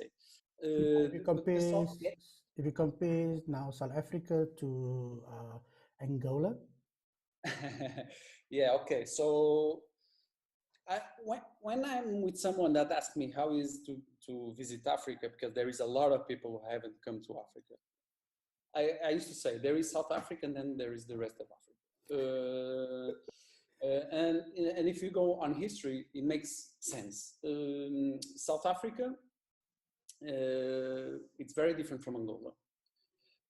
They have the infrastructure, they have the equipment, they have the knowledge, they have the people, they have the experience, they have everything to get the job done. Basically, is that. In Angola, it's different. Angola, a few years ago, was in war, so they are building the country slowly. Well, it's going faster, you know, but they are rebuilding the country. From the TV point of view, you have a big national broadcaster. I'm aware that I don't know it personally because I don't work with them, but I'm aware that they have a lot of equipment. It's not top notch, but it is quite good. I can say they use Grass Valley vision mixers. They have full HD. They have only HD transmission, but they have a outside, OB truck. OB units, outside broadcast yeah, units. they have units. They have some. I remember I've seen 2 huge. And then you have the private TV stations. I work in a private TV station, and we now have good equipment and nice infrastructure. But let's just don't forget that we are 15, 20 years late comparing to South Africa. But we can see some semblance now. You have the Sony Full HD cameras, we have Sony MVS Vision Mixers cameras, we transmit in Full HD. From the software, editing software point of view, it's a bit different, because I know it's in SA in Portugal, we work a lot with Avid Media Composer, which I personally like. Especially for multi-camera editing. 20 cameras, what's it, 15, 10 cameras, yeah? Exactly. And in here, they work more with Premiere, Adobe Suite package. But I see it as a tool. I have preference, of course, but it is a tool. But I don't know anyone that works with Avid here. Okay, so as a private TV station that was born 6 years ago, we have a lot, but we still have a lot to keep up. But from the human resources point of view, it's the opposite. So there is a problem in hiring people here, because you have to teach everything from scratch, because there isn't a lot of the people with experience. And that explains my presence here as well, and my other colleagues from Portugal. Right now in the company, we are like 5 Portuguese people and 5 Brazilians. And we try to teach everything we know. And if I go back 3 years ago or 4 when I arrived, now we have editors that they know what they do. We have Angolan people directing as well, and they are very sure of what they are doing, and they know what they are doing, which is quite important. So, but it's not enough, Angolan is one of the big countries in sub-Saharan Africa. There's a lot of potential from the economical point of view, but they need to restructure and reorganize. They need politics stability, economic stability, and the pandemic hit very hard here because they depend mainly on oil, and the oil business is stopped basically. But there is a lot to be done here. I just arrived from Portugal 5 days ago. I'm under a quarantine. It's obliged by the government, just to be sure. I was stuck in Portugal because there were no flights in the last 5 months, for 5 months. Yeah, well, our borders haven't opened yet, international borders. I mean, Exactly. Stuffed me up royally. I was supposed to be in Zambia. In Zambia, yeah, okay. Even here, it didn't open as well. They just make a special corridor with special authorizations for qualified people that are indispensable for the companies. Okay. Okay, so it's a special occasion. So when I was for that time in Portugal for 5 months, I always have 2 feelings when I'm there. The first one is great because I'm with my friends and I'm with my family, and now I have a son, which is marvelous. But the other part is, always seems like everything is built or everything is done, or everything has their own routine and is not going to evolve to something new, or at least there isn't that need. And here the feeling is the opposite. So more opportunity, just sense of more. There are more opportunities in Africa, Angola, just to create new things and not just do as it was, Absolutely. to as it was. Absolutely. And we just talking Angola here. You have Congo, you have Zambia, you have Guinea, you have Mozambique. I've been in Mozambique as well from working for this company, this TV station. I did a concert, music live concert there. There's a lot to be done, a lot to be done. But you have, Africa has its own rhythm and its own bureaucracy, the things, how they work. So sometimes I want to move in even faster, but I can't. Yeah, no, that's one thing that we South Africans also struggle with when we go into the rest of Africa, is the fact that things just don't work as quick as we would love to. You know, we like get in, get out, get done, move on. Yeah, it's Move get in, on. Yeah. have a conversation, go to the have a what's a juice together, and it's just a process.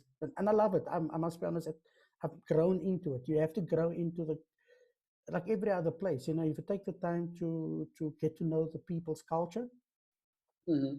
and you see the value that they see in their culture, and you don't impose your values.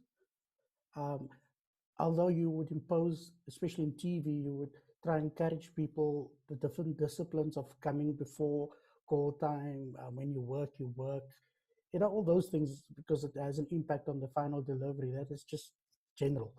But I just love the level of, when I travel Uganda, all these places, I just love being there and coming to grips with what they are, and not just imposing my South Africanism and our way onto people. Because in many ways, I always feel that South Africans are almost like the Americans. When we tend to go into places, we come with this arrogance, and our way is the only way, is the best way. And I'm going, no. Take the time to learn their way, and then say, okay, I've got a suggestion. Because a lot of times I learn so much from people and go, okay, maybe I can incorporate that into what I do, you know. So I know exactly what you're talking about. When my goals with my studies, I've studied a 3-year degree and a master's degree in television, script writing, cinema, movies in Portugal. And my goal was to work with movies. Cinema was my life. You know, I loved movies, always loved, and I still love documentaries as well, short films, any type.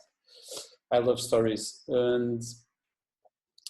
But the moment I finished my studies, I realized how the hell I'm gonna make a living doing movies in a small country as Portugal. Because when you're born somewhere like USA or UK, I'm not gonna say it's gonna be easier, but at least there is an industry to explore. There's, you know, the chance is there. You have to fight for it. Where I come from, there isn't a lot, and it's not like I'm a quitter, but I need to make money.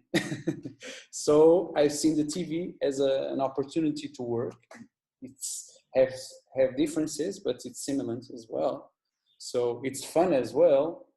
So, okay, let's give it a try. And from that until now, it's been TV. And TV now is part of my passion as well. But where I want to reach with this is like, we don't have to forget our main objective or our dream, which is movies. I want to make movies in the future, or short documentaries, because that gives me pleasure. But we just have to figure out a way to make a living. And for instance, I'm aware that television, it's an industry that is full of people, and schools keep throwing more people and more people and more people. And I have a B plan. So my B plan to make money is I'm doing some studies right now as well on e-commerce, digital marketing, and e-commerce online selling. And that's a way that I can make money in the future. And probably I will fall in love as well for e-commerce, because when you embrace it, you fall in love with it. And that allows me then to have some economic or finance comfort to allows me to do my own productions.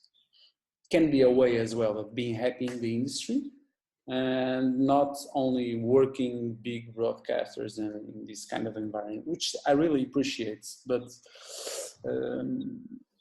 you never know. You never know when this pandemic. Yeah. And you remember what I shared with. I'm not sure if you know, because the last time we met, I wasn't really into it as much as I am now. But I've been training people how to use their mobile phones to create short forms, to create documentaries, so that they don't have to wait for the big budgets or the big equipment to be able to create this content, and then also use Facebook, use social media platforms to try and make your money, or make some money. That's what we're doing now. My show, Siraj Says, is such an example, because I record this with interesting people like yourself, and then I go and get sponsors, which people will see on the bottom of the screen, to pay to have their brand on the screen. And then I obviously put it onto Facebook, and because I understand Facebook's paid model, I can guarantee people certain numbers of views. So it's like you said, it's part of that process of learning and adapting and pursuing our dreams. I believe there's someone famous have a quote. I can't remember who or exactly the quote, but it's something. The message is adaptability. It's the key of success. The way we adapt to the world, it's how we win. And with COVID, we've been forced in so many ways more than before, because of COVID, that what we regarded as our safe nets, as our forms of income, as for some of us have eroded it. We don't have anything. Exactly. So yeah, I believe the mobile, as you said, it's the future. When you with this, you can do everything with this. You can create a millionaire business with this tool, if that's your purpose. It's not mine for sure. I just want to get some. But get your journey going. Start making your first documentary about life in Angola, and then send it to me, and I'll put it onto my Mobile First Africa Facebook page. It's the Big Brother method. People want reality. People want the truth. So they will see it. They would see it. I'm sure about it. Looking forward to it. I'm going to hold you to that. Thank you so much. This was so cool catching up with you once again after the 4 years. Yeah. And thank you so much for your time. I really appreciate it. Thank you for sharing the insights, because we know what we are doing here in South Africa, and we look at the rest of Africa as some place that we have to go and help. But it's also nice just to get a perspective of people that are actually doing it, coming from Europe, making your life here in Africa, and sharing your knowledge. So thank you so much for your time. I really appreciate it. Can't wait to meet you in Angola. Try my best to get there, and then we can go for a steak again somewhere in in Angola.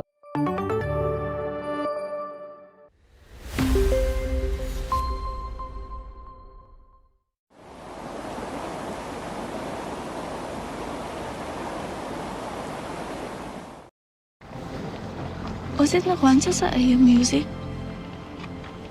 Sy met die nagtroepe. Ek en my penny whistle. Imaginity. Ons eie musiek. Kaapse roots. You and me. Together forever.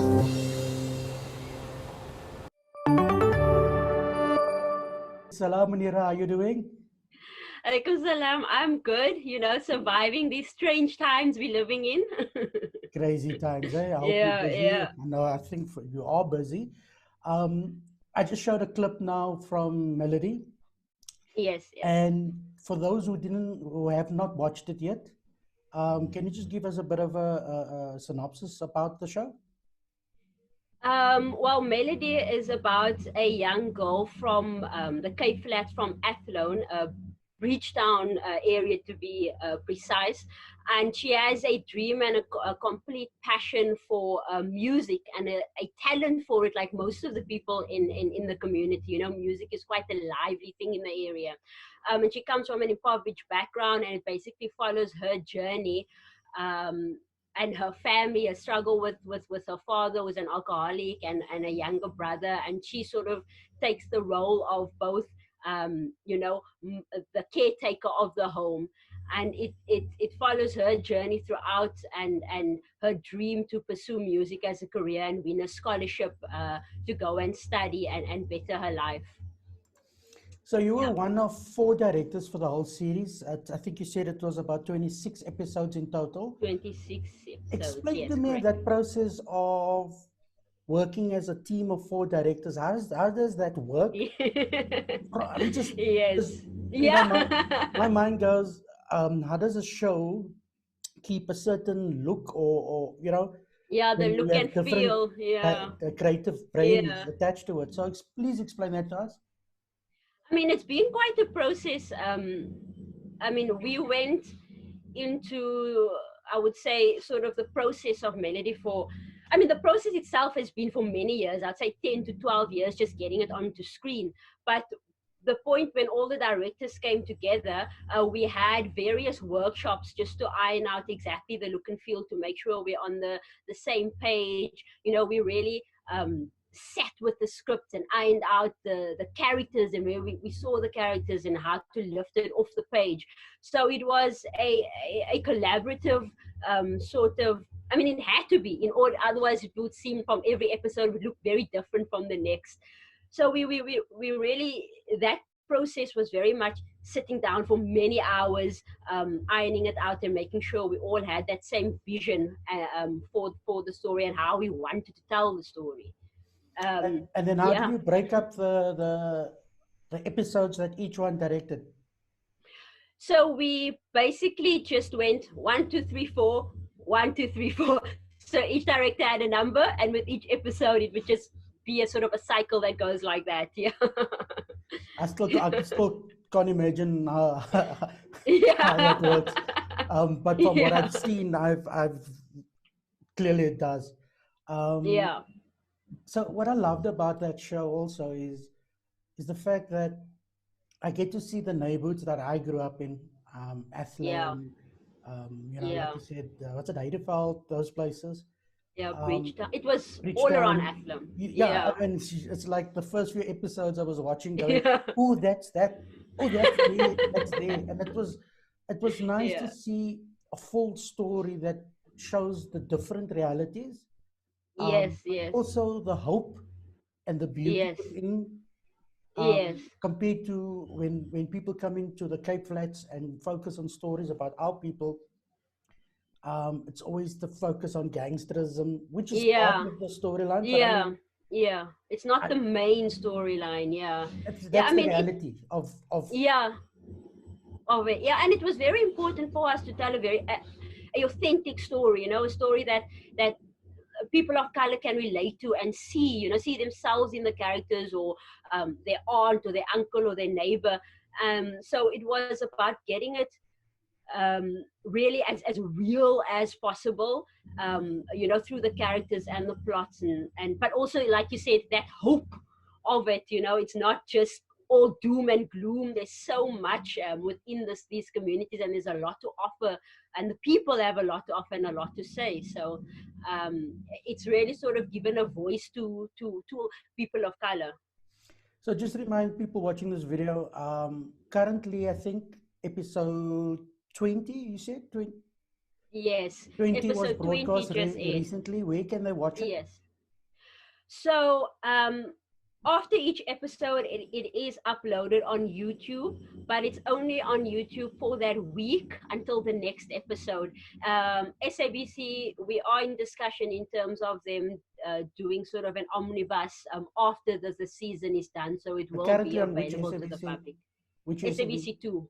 SABC 2. SABC2. What Yes. day and what time is it broadcast normally? So it's SABC2 every Tuesday night at 7:30. Okay. And Yeah. Feedback from SABC with regards to viewer interest. Yeah. What was that It's like? been really amazing. I mean, the audience ratings has been really, really good, and it's only getting stronger and stronger with each week. So our viewership is definitely there. There's definitely a sort of a cry for a season 2. So the feedback has been very positive. So that's good. Yeah. And then, you know, the language spoken in that in your series, growing up in the Cape Flats, a lot of some of the language we would refer to as Gam, but I know the new terminologies or definitions have changed. There's a new term for it. What is it called? And just give us Afrikaans. Afrikaans. The Just give us a bit of the Afrikaans more dialect. Yes. for people who don't know. It what's is, you know, Afrikaans? it is. It is just. It's sort of a. It's not pure Afrikaans. You know, it's a mixture of slang and Afrikaans and English and just the nuance of the sort of the Cape Flats which is in there. You know, I mean, there's some words that you'll hear and people are. I mean, Afrikaans speaking people will be like, they wouldn't understand, you know, but it's sort of a nuance of the Cape Flats, yeah. And how is- it's a how's- mixture. But how is SABC, you know, because taken to that, and how is that Yeah. process? Because, like you said, it's not traditional Afrikaans. Yeah, I yeah, would wonder yeah, if people like CakeNet would look at concepts like that, you know, the real language yeah, we speak, yeah, yeah, the pure Afrikaans, although there's a lot of black people out there yeah, that savor Afrikaans. yeah, yeah. I look at here and look at them and I'm like people, and I'm like, oh my God, is nowhere close to that. So how was that process in dealing with SABC? Yeah, I think the time we're in, there's definitely a cry for new and fresh content.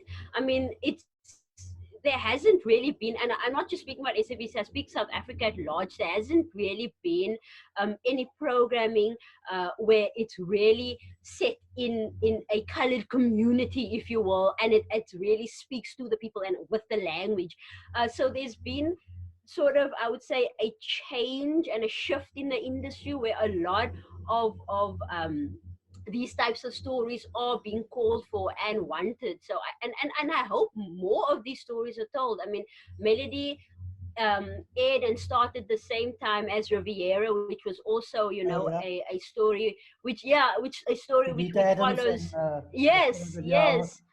So I hope that it's only the sort of the stepping stone to many more of you know, such shows in all genres and across different platforms.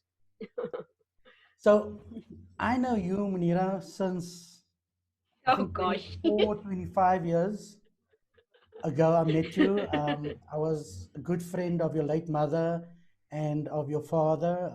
Your mother was a mentor to me. And also got me going in this industry when she was the head of, well, I got accepted into CVET, the Community Video Educational Trust, before she became the director or the head, whatever. Yeah.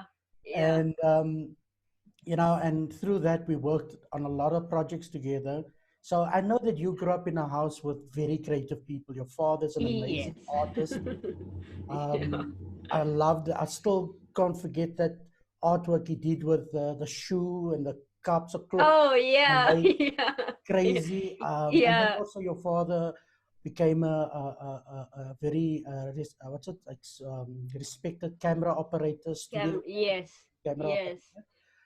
So I guess growing up in that environment, and also what, if I remember correctly, you were part of a documentary subject of a documentary that your mother made. And you through the eyes of my daughter. And started as a lead actress in her first movie.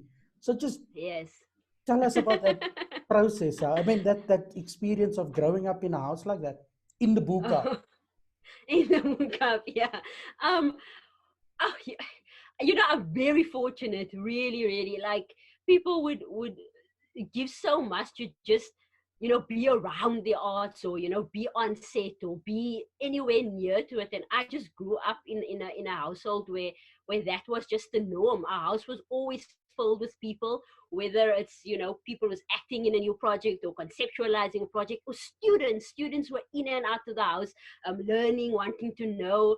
And that whole process is, I never really realized until, you know, very late in my life, I would say even up until this stage now, how much that has impacted me. I mean, and, you know, it's stealing with the eye and the ear, and you don't even know, you know, it just, you know, you absorb it, and it becomes a part of you. I mean, my childhood was very much about in and out of theaters, because, you know, our mom started off in the theater world, with plays at the Baxter, and at the time it was the V&A Waterfront Theater. And then from there moved on to film and television. And I just saw that transition. And for me, it was never a question of what I wanted to do or what I wanted to be. It was always just when can I do it? Yeah. When can I be a part of it? So yeah.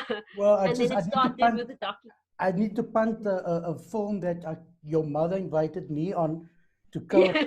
Called Stompie and the Red Tide. I have uploaded Stompie and the Red Tide onto Facebook. So if people want to watch Stompie and the Red Tide, that I was invited to co-write with the late Zulfa Otto Salis.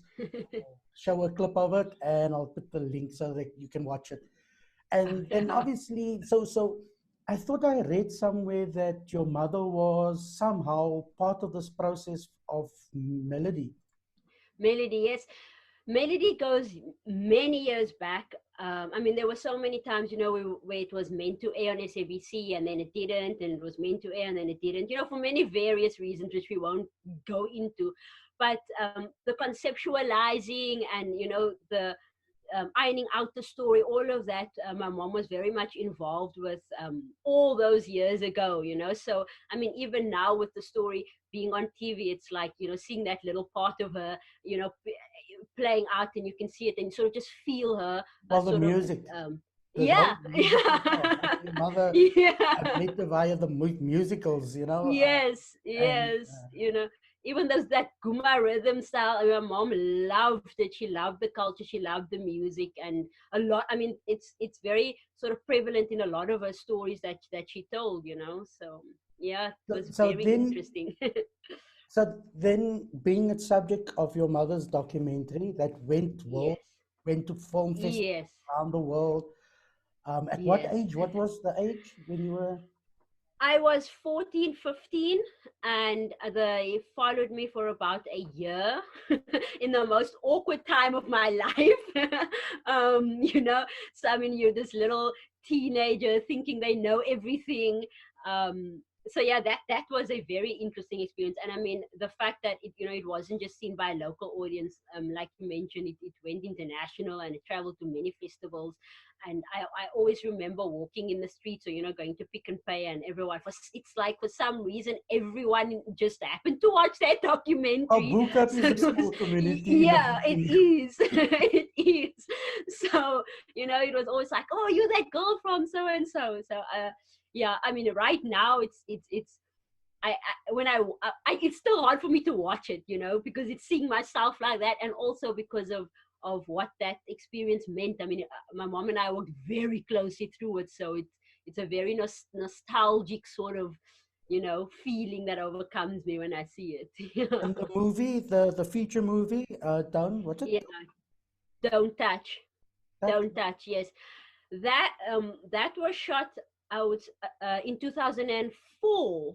I was in grade 11. We shot that over sort of that December period. And was that a self-funded movie? Yes, it was self-funded. My mom raised the funds herself, and when we were ready to go, we shot it. And I mean, it had quite a lot of I would say names in the industry that acted in it, as well as, you know, Denise Newman was in there, you know, Nolatando Majay, Precious Kofi, I can't even remember, Royston Stoffels was in there. So there was quite a few. So it was, and for me as a young, you know, a 16-year-old, I was like, wow, I get to, you know, share the screen with these people, you know, I look up to them. So it was quite an experience. And also just working with my mom in that performer director environment, it was really something, because we sort of trained ourselves to leave the mother-daughter relationship at home the minute we step on set, you know, because we needed to be so, well, as the But performer, you have wasn't to she be still quite calling the shots vulnerable. on set? Yeah. Oh, Always. Then from there, obviously, you went to study. So you're Yes. studying, and then the journey to where you are now directing projects. Yes. Yes. So I went and I studied in after, and I completed my last year in 2009. But even during that period, I was shooting independent films, you know, just writing and shooting and funding it ourselves, and just, you know, creating sort of a network among ourselves. Um, and then from there, I worked in for different companies within the industry. I was very fortunate enough to only sort of be steered and find opportunities within the industry, whether it was in advertising or film companies or small projects. So I would move from production manager and then first AD, and but my goal was always, I want to direct one day, you know, I want to be able to direct. So with the short films and then the commercials, and then moving on from there to sort of, you know, I would say bigger things. So I'm very blessed and very, very fortunate in that way. Yeah. Like your mother, you've also been involved with training. So, Yes. sharing your knowledge. What was the training projects that you were involved in? Yes, I mean, well, my other brother and I, Junaid, is also sort of in sports. He's the one who's not really into the arts, even though he's a poet himself. We have an NPO called FHS Academy, which started off just sports, and then it also moved over to sort of the arts, which was always the vision. So through that, we also do different film workshops within the communities, and we would you know, invite anyone, whether you're young or old, anyone who has an interest for it, and we would do little workshops, you know, performance workshops, and, you know, directing workshops, whatever sparks the interest. And for me, it's always about outcome based, you know. I mean, you can sit and only learn so much from a book, but once you're actually doing Or it and webinars now. experiencing it, yes, webinars, yeah. I mean, these things are so, they're so good, and it's very important, but the only way to really By discover doing. yourself is by doing. Yeah. I must mention this to you, to the viewers, that you were also a rugby player. What's it? Sevens touch rugby. What is sevens rugby? Touch rugby, Touch yeah. rugby. Six down touch. But I must share this quickly. Your family, your mother's side is very involved in rugby, Rangers rugby club. Yes. I Yes. played for Rangers. I saw your uncles. They were in the first team, second team. Your Jeez. grandfather standing on the field. And then I can never forget your mother also standing on the side of the field. I'm you know, so I won't forget when your mother and I kind of formally met. I was like, but I know you from somewhere, and she's like, Yeah. you know you from the Rangers. So, from the sports field. sports. So you also played what, rugby? So tell us a little about that. Yes. Not only just Yeah. party. Yeah, I mean, like you said, sports has always been a big thing in our family, not just the arts. I mean, my mom was a big rugby fan. So, I mean, my childhood, I always ended up playing with the boys. I was a bit of a tomboy, if you will. So whenever you see all the boys running, you'll see me running there. And I always wanted to play rugby, but at the time, rugby wasn't really a thing for women, you know, until full contact. Yeah, full contact, you know. And then 6 down touch rugby was introduced to South Africa. And my uncle, Munir Otto, was very much, you know, involved in the rugby clubs. We begged him to start a girls 6 down team, and he did.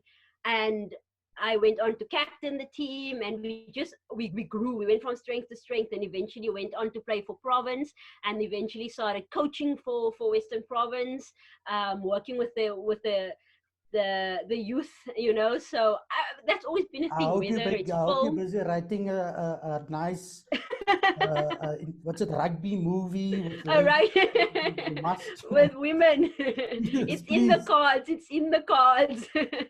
Then you mentioned earlier you've got two brothers. Your one Yes. brother's partnered with you with your rugby With side the of it. academy, yes. And then you have And Hassan, who is the Hassan, yes, animator. Hassan Salis. He's not just an animator. He's a mad genius, is what I like to call him. He's an all-rounder. I mean, he's a writer. He writes the most craziest of stories, you know, like big scale storylines, and he's also an animator. He's extremely creative, and he and we run DNA Studios together, which is our independent production company, and a lot of our own conceptualized programs we do through the company. And we work very closely. We conceptualize our ideas together, we write together, we plan new things together. So I have a different relationship with each brother.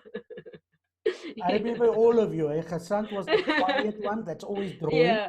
Yeah. Junaid was the one with the biggest smile on his Yeah. face. That's the memory I have of your brother. Yeah, like naughty smile. You're like, I did something. Yeah.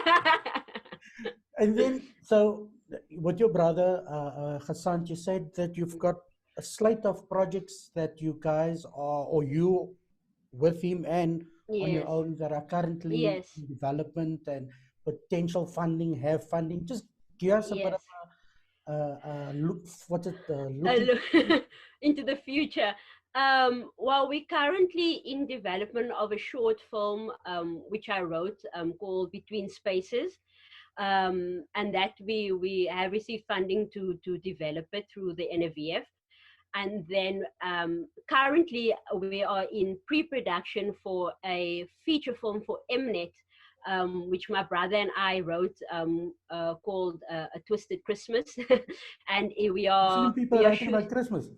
A Twisted Christmas, yeah, it's for Mnet for the holiday season. So but it's very much shot in Bukap, and it shows two different sort of fields, you know, and cultures which come together. Cool. So it's a complete different story to the usual Christmas line story. Yeah. And then I have another feature film in the pipeline for next year, which I didn't write, but I came on board as a director, and that is with the Ergo company, with a few Dumi Gumbi, who was the producer, and Kati Vainek and Carol Shaw, who also wrote it. So that's also very much an exciting project, which I can't wait to dive into. So, and then this is an animation series that my brother and I wrote called Majet. So yeah, which we are currently developing.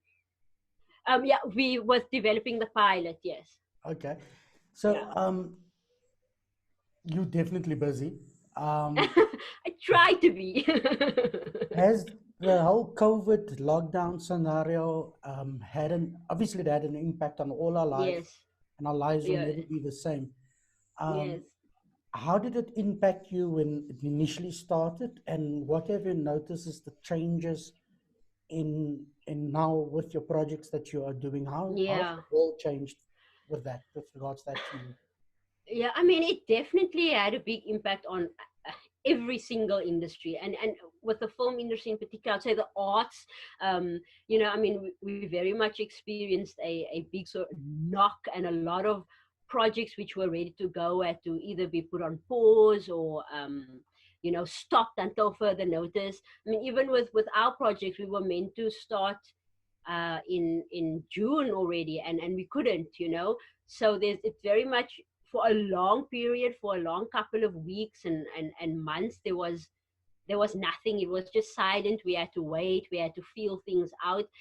And now that we've shifted gears into level 2, I think the industry is slowly starting to come alive again, and, you know, feel things with the new regulations, and just see how it's going to to work, you know. And I mean, with film festivals and everything shifting online, it's a major change for the industry. I mean, everyone is just sort of preparing and getting ready to create projects that are Well, available tomorrow, online. I'm waiting for tomorrow's encounters to start. Yes, yes, you know, and it's bittersweet. I mean, at the same time, it's very much accessible to a lot more people being online, but it really takes away from that experience of really being there, you know, sitting and watching it on the big screen and being around all these like-minded, you know, artists and storytellers. So definitely miss that feeling and that vibe, and I hope we move towards that again soon. So within this lockdown period, how was your income affected? And did you come up with any creative ways to try and Yes. soften Yeah, I the mean, blow? completely affected. I mean, because we are, you know, freelancers, if you will. It's very much be dependent on project to project, you know, and or whether it's your own project or working on someone else's project. So you're dependent on that, and with everything being on hold, there was no stream of income.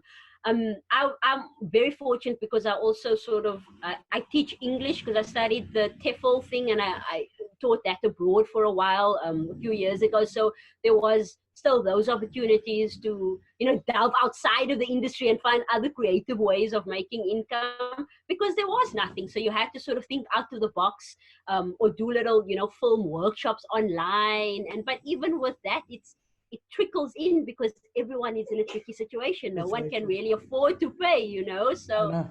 it's No, just, yeah. we're done doing these days. Yeah.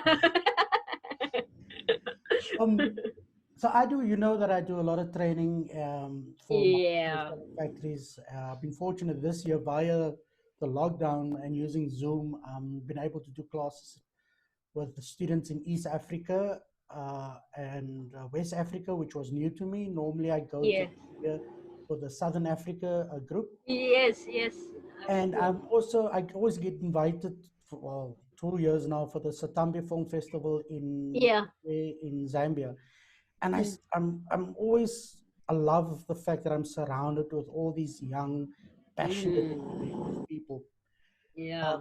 And what would be your advice? You know, how would I get a lot of videos to watch from people, and they are really trying to do their features, and Mm. you know, shooting with whatever they have. And I always have Yeah. anybody that can go out and get something done, Yeah. And and just then do. start nitpicking Yeah. things and everything. But what advice would you give to up and coming filmmakers that has nothing? You know, and that's the thing. This is not Yeah. the kid that maybe has the parents that can buy him. Yeah. You know, Yeah. who have nothing but has the passion to want to create. Where should they start? What should they do?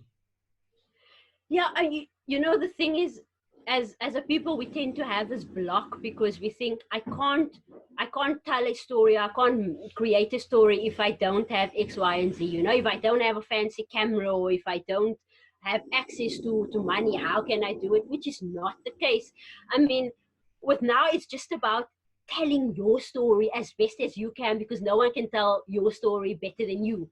You know, so for, I would say, for upcoming sort of aspiring filmmakers, just do, you know, whether it's with your cell phone, whether even without the cell phone, you know, if it's not necessarily on a medium of in front of the camera, but it's conceptualizing ideas, keeping that creative juices flowing among your peers, because I mean, there are so many stories that can be told, and it's about just breaking down the boundaries within your brain and in your mind and the setbacks, and just keep pushing and just keep knocking on doors and creating and telling your stories.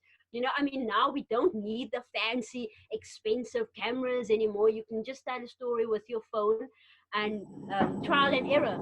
You know, I mean, we all sort of, we might not understand all the technicalities of filmmaking, but we all watch movies. You know, we all know what it sort of looks like. Yeah, you know what it must look like, what it feels like. So even if it's about that, I mean, Quentin Tarantino is a great example of this, and I love the man to bits. You know, I mean, the way he can tell stories, and also his story of how he started. You know, he didn't necessarily go to film school or anything. It was just about this young guy who watched a lot of movies, worked in a video store, and wanted to tell a story, and he just did.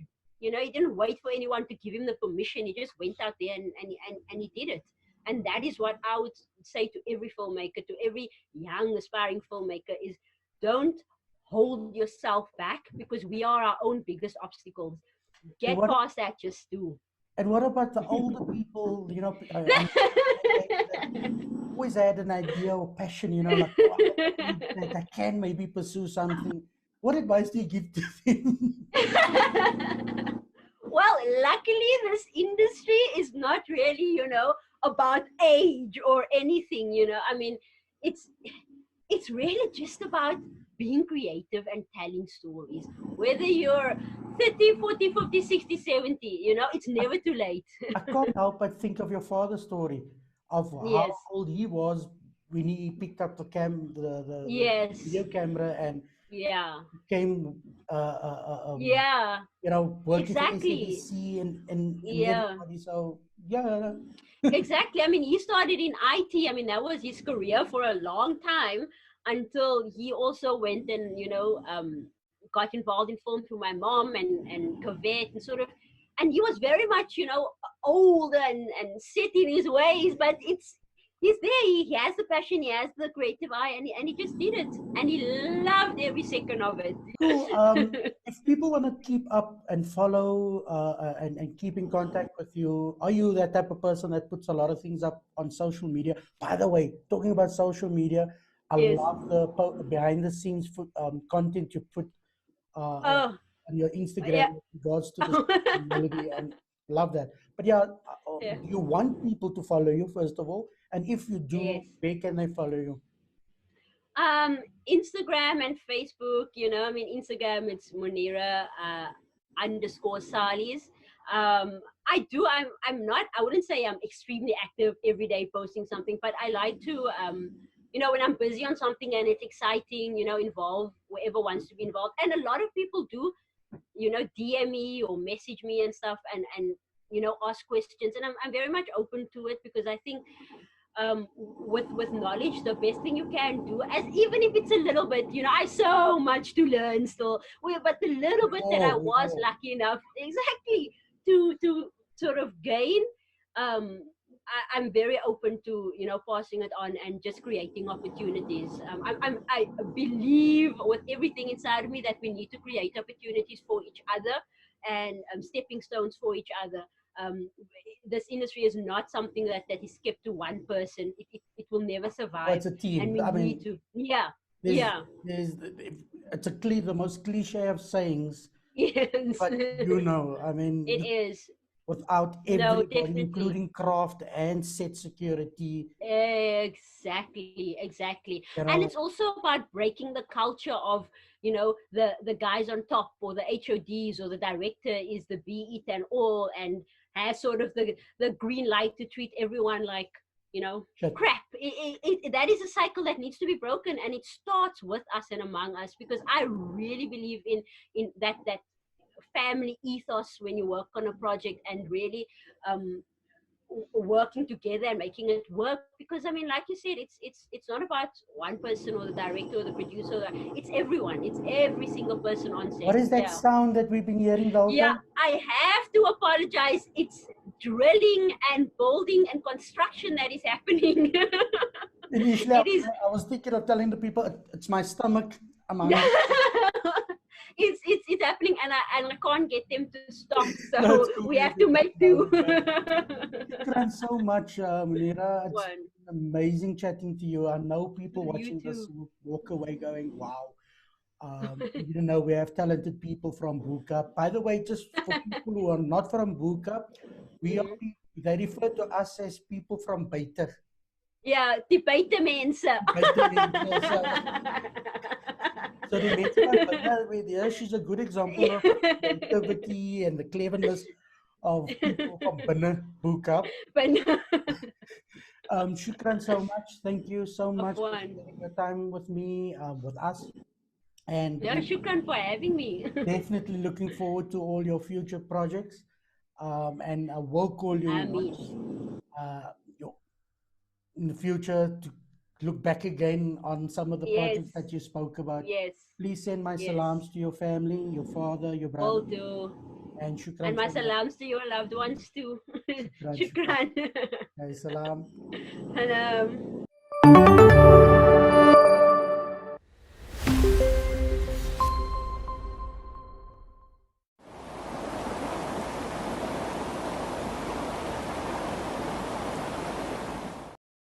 My next guest on Siraj Shares is a good friend and a very talented musician. I've been fortunate to watch him perform in different venues in Cape Town and a few venues in Johannesburg.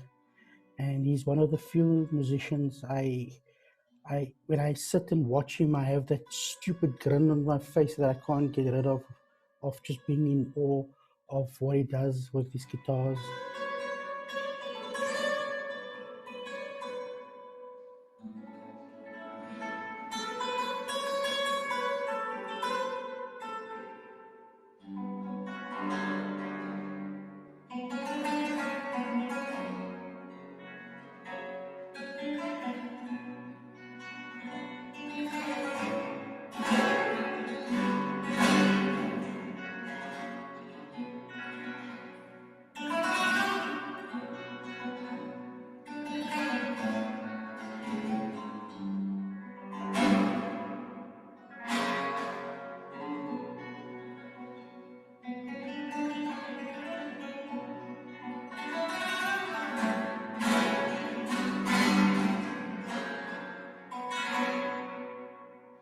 And I've even had situations where I watched him perform and I had goosebumps.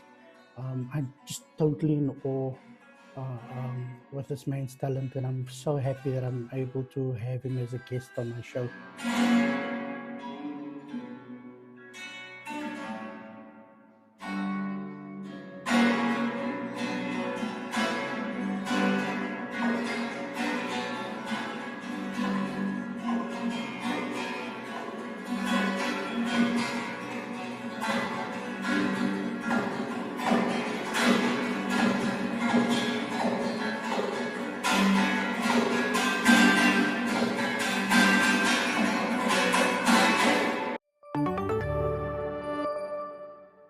For those who don't know you, who's watching this video now, just give them a brief history with your relationship to music and more especially your relationship with guitars.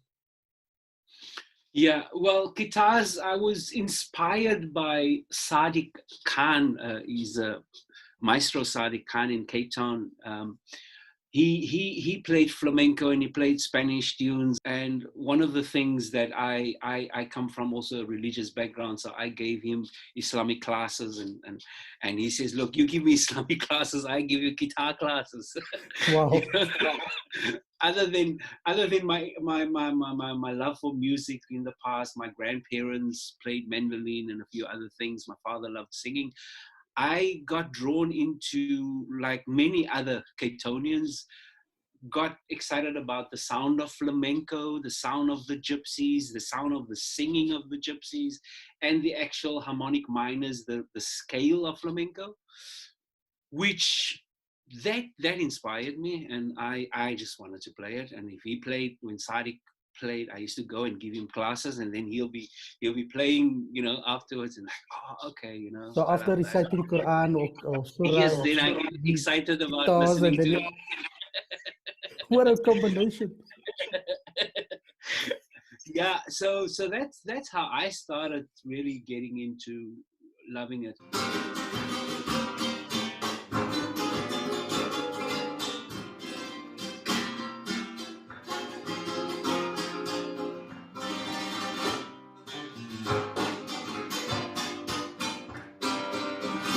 I'm always amazed when I see you perform and you move from one guitar to the next guitar. How many guitars do you have?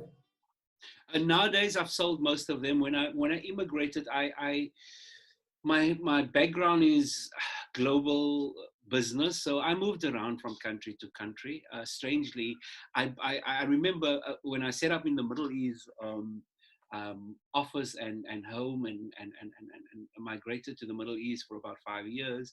I traveled between Cape Town and Saudi Arabia and Dubai quite a bit. And I bought a guitar. Halfway station was Dubai. I bought a guitar, which is that one there. And I left it with my friend Donovan Rousseau at his house. I said, whenever I'm traveling and I'm coming to Dubai, I need you to keep me a guitar. And yeah, so I bought in Cape Town. I had a flamenco guitar. I had a performing Yamaha guitar.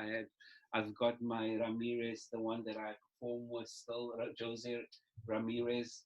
And I sold a lot of them. So yeah, I've only now got my 3 guitars. I've got the other one downstairs.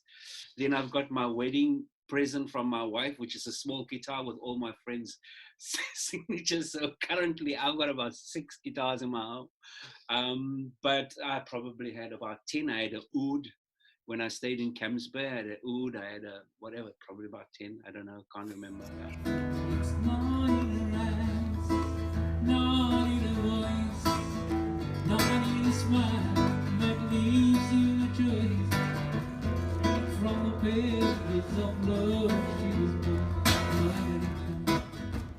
As an entertainer, I've stayed away from the classic flamenco. I performed mostly because I am firstly a singer, then I am a guitarist. I started off interested in flamenco, but I was pushed into becoming, I was pushed into singing first because I wasn't a good guitarist. And I ended up for many years being the lead singer of Al Flamencos and a few Los Gitano, Los Malitos, and quite a few other bands. So I was really a singer. As a singer, I worked with the Zane Adams, the Tally Petersons, and all of them. And Zane Adams especially took me under his wing. We had a good. I looked up to him. I always. Zane was my idol in terms of singing and that type of thing. So I was fortunate. He took me on his wing and he says, look, you're still green. Let me show you the ropes and how to sing. And he used to come to our house, push your hands like this and get that notes out of your, all of those things. So my interest then shifted from actual guitar to becoming a singer and becoming a commercial singer, singing Gypsy Kings. I remember in the Galaxy, Sparta, Flamingos, Space Odyssey, all of those places. Yeah, I was still a green musician, if I want to call myself that. A lot of the jazz musicians at that time, we used to come in as Al Flamencos, playing at the Galaxy especially, and then we were just booked for about 1 set or 2 sets, and then you had these musicians playing till 3 in the morning. We just came in, did our thing and out because we were fortunate. It was a new sound. It was Gypsy Kings hits. We got probably financially paid a lot more than some other musicians because we sort of the new kids, a new sound on the block and that. So there was that sort of thing. The main thing is I was the lead singer. I was thrown into a band that was making a name for themselves. The guitar took the back step. I pushed it in the back because now I don't have time to actually practice and it needs 2 hours a day to actually really work with it. And those rhythms, the technique, it comes after months and months. Your nails, how's your nails now? Yeah, I've still got the long nails. Yeah. So that's the flamenco background. And then later on, I started really spending a lot of time with serious flamenco, with the likes of Farid Mayman,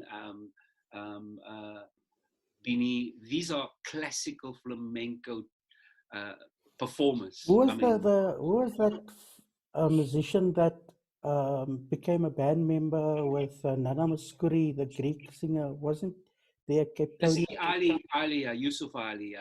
Yusuf Ali, they were with the Golden Strings. There was quite a few Spanish influenced guitarists such as Yusuf Ali that used a lot of flamenco runs. They were not classical flamenco players really, but they come from a very strong Spanish influenced gypsy sound that they loved, and like he did well for himself with Nana Mouskouri, and he played classical guitar. Nifa van der Schyff was trained in Spain, but he was a classical guitar specialist, even though he played great Spanish tunes and folk songs. He wasn't really a trained flamenco guitarist. The father of flamenco for us in Cape Town probably will be Pablo Navarro, of which I was one of my teachers.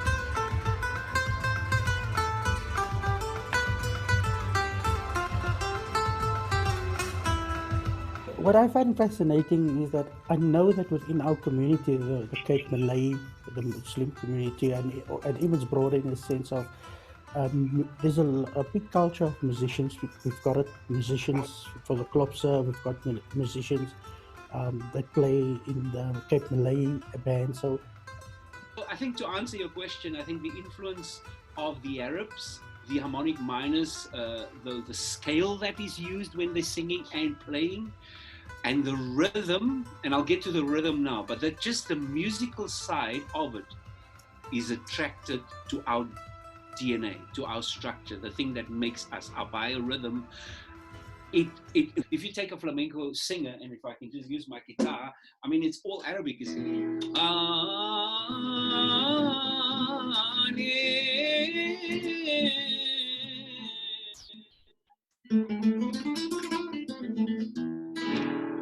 So that's Arabic and that's flamenco. So why our Cape Townian, myself and everybody else, even our audiences, if they are Cape Malay, they can relate. The ears just switch on.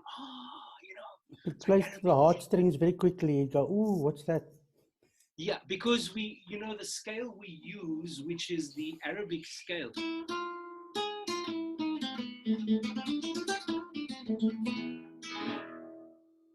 So that's what came to Spain, and of course, the youth they picked up to that very quickly, and the rhythm to that, and that I think was the attraction. When you play it, we go into that mode of okay, this makes me relax. Music has got a big religious controversy in Cape Town, especially where it's a grey area. The ulama and the scholars will say, look, it's a grey area where we're not going to give a fatwa straight out, because it's going to happen at the wedding and it's going to happen there and this and that and that. So the flamenco sound was in the middle that our cultural forefathers could still listen to that rather than a rock guitar at their wedding. It's a little compromise. It's the little compromise they could deal with, because it's close to the salawat and it's close to So it was, it was a middle road of no, this is still acceptable, but I can't accept that. No, that's demon. That's not good music, So it's got elements like that. But I think the most important thing is music is all about, if you can't listen to it, you're not gonna take your time to listen to it. If it's soothing to the ear, if it makes you happy, if it makes you calm, takes your sadness, relate to your sadness, you're attracted to it.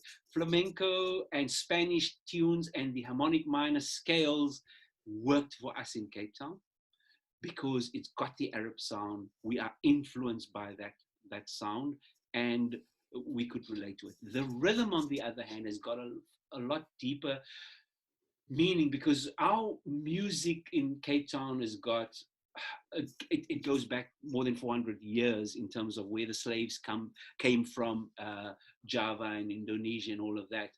So the rhythm, rumba, especially rumba, relates very closely to the guma, and it relates to some of the other Latin rhythms as well, because it counts the same, 1, 2, and 3, and 4. The emphasis, for example, is the same. Okay, so if I just take a rumba, for example, that's the rhythm, and I'm closing the string, so I'm just giving you the rumba. It's very close to a guma. if I take that, oh, Ramadan, second Masjid, Salam. Yeah, now that's a rumba.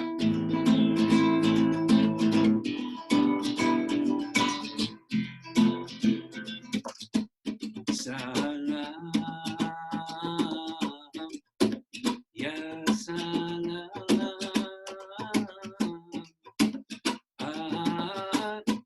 It's a say,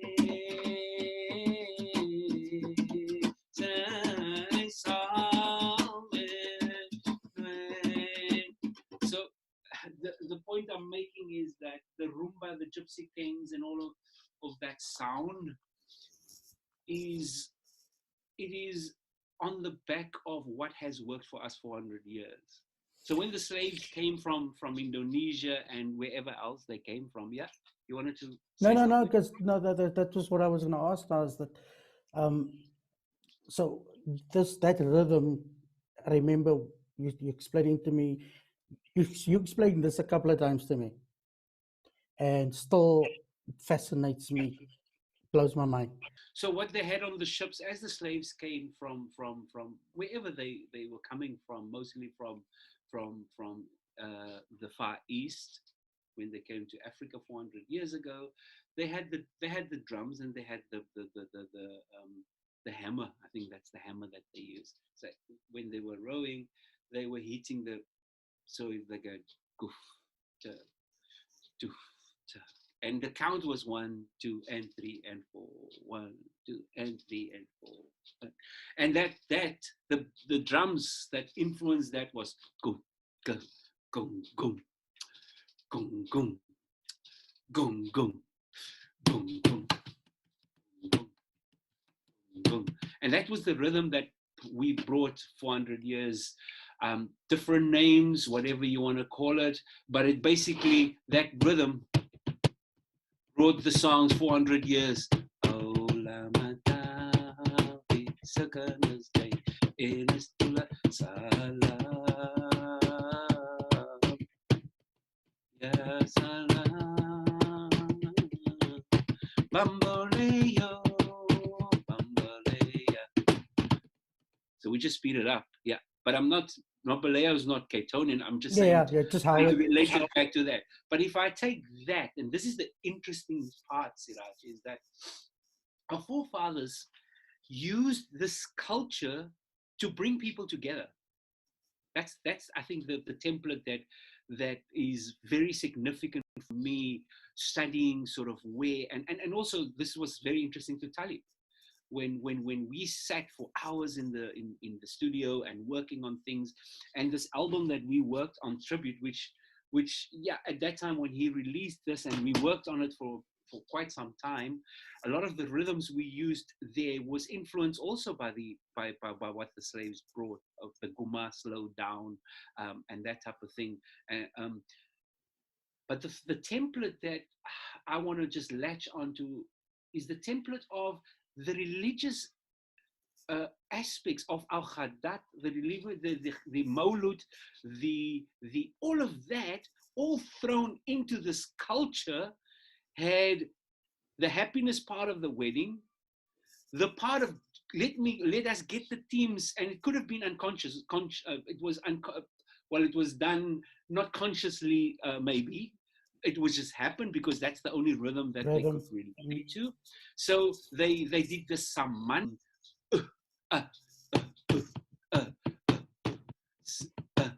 And just for the people who don't know, understand these terminologies, the saman would be normally part of a dhikr, which is a religious. It's a practice. Yes, that's probably the best way to pick it up. Yes. And the rhythm, when we have Sufi gatherings, and you would do this recitation, and it would always build up to that rhythm, that saman.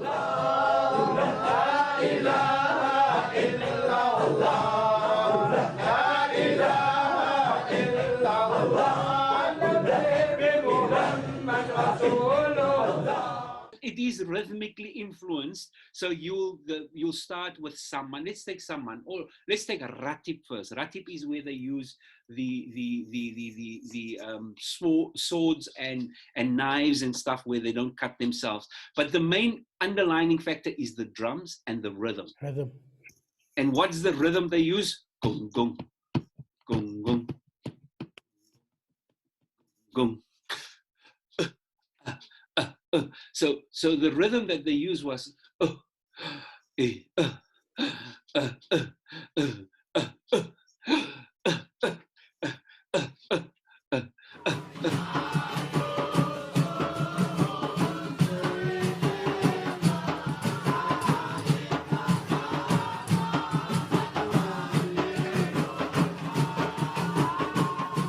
so they used that rhythm, and the same rhythm they used when they did Saman, which is no music, but it's like they just rhythmically move like la, la,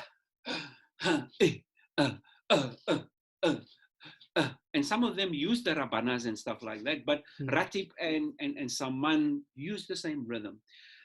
When it came to Ruasas and that, the same rhythm, in the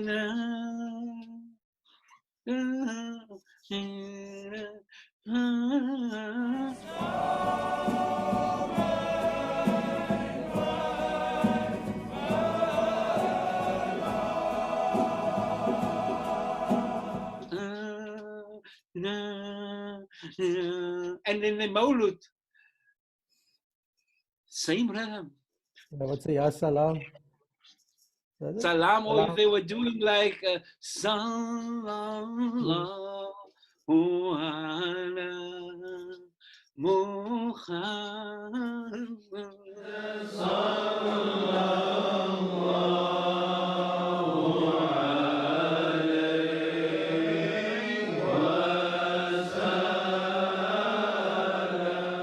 And that's the template I'm talking about.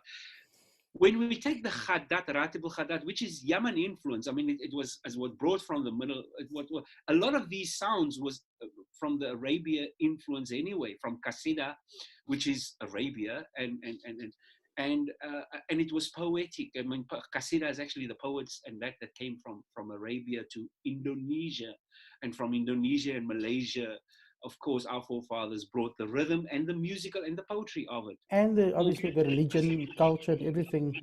Everything else, all on like a package deal, but it was more cultural than religion as a start. Yes, there was the Sufi aspect of it, which our forefathers, and Khadat was one of it. To keep the groups together, they did the Khadat. But to keep the youngsters interested, they made it melodic and harmonies. So you'll hear if I'm going to say Subhul Quduzu now, and sorry, I'm just using the way we pronounce it sometimes in Cape Town, not necessarily Arabic. But we've changed it. We changed the Arabic to suit the music.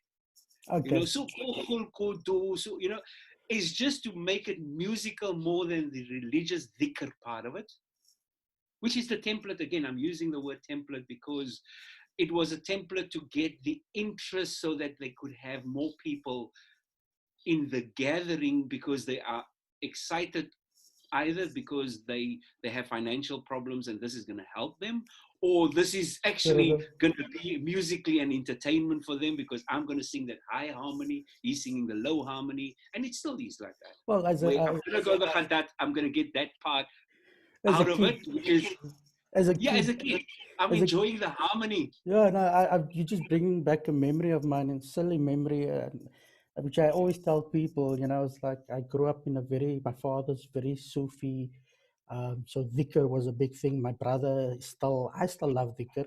I don't go that much anymore. But the one day I'll never forget. I mean, I was in primary school and I was taught, I went to EC Primary in Grassy Park and they taught us a hymn, Fishing for Jesus. Fishing for Jesus, fishing for Jesus. And when they were doing the dhikr and they were in the Samana, you know, going there and I'll never forget that I was standing there going, oh, okay, yeah, the rhythm works. I mean, and I don't think I had that language to say rhythm and that, But I was standing there going, fishing for Jesus, fishing, while they making victory. My father looked at me and he was like, I'm just going there fishing. Jesus, I'll never forget. And I always, like, my love for music, I got from, I can understand why I love music the way I do, because it's from the dhikr, from the khadat, from, the Cape Malay, more than the klopse, all those little influences, so the hints, and now I'm also listening to, and remember in my opening, when I said I used to sit with goosebumps listening to you play music, I kind of almost now understand why I had that much of an effect, because it spoke to me in so many ways other than just the ordinary experience, a sensory experience of, oh, they're playing nice music. Now Yeah. kind of It's the DNA sitting there, the biorhythm is there. It relates, it switches, it puts you in a state of relaxation. It puts you in a state of hypnotic state of okay, I'm now relaxed. I'm not stressing, And I think that's maybe the part, like you're saying, that's how you felt. And I think this is over 400 years that how it became. Now we can sense making comes to the fore now, where we can break it up, unpack it, and relate back to it.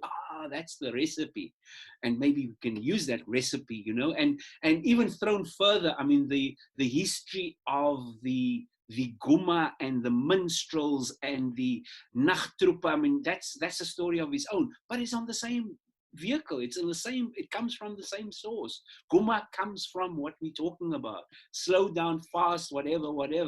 They're going to take, so the minstrels and the coons that came from America to show off, to entertain these bosses and colonialists, whatever the thing is, we latched onto it, and that's why we still do it today. The crooners, we're the best followers. We followed them when they came in the 700s, the coons. And the whites putting blacks on their faces because they wanted to look like raccoons or whatever it might be. But the point is, the rhythms we used was a combination of those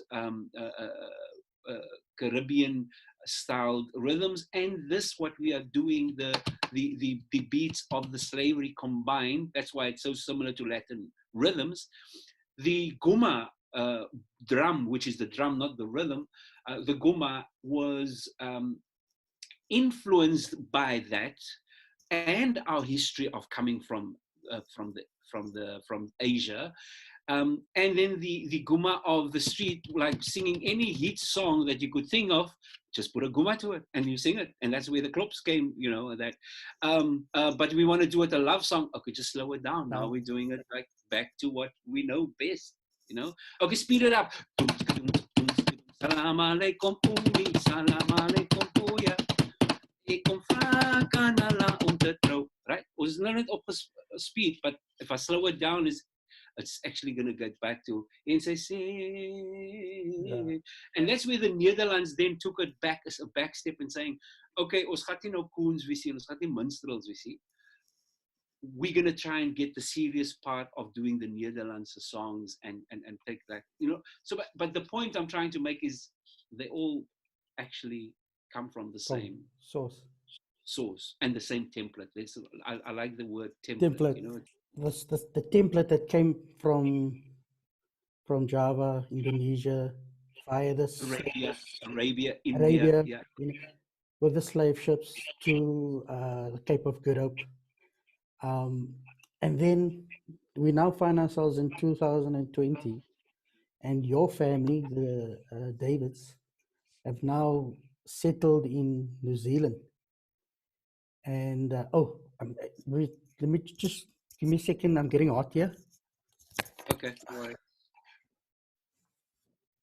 I hope it's me.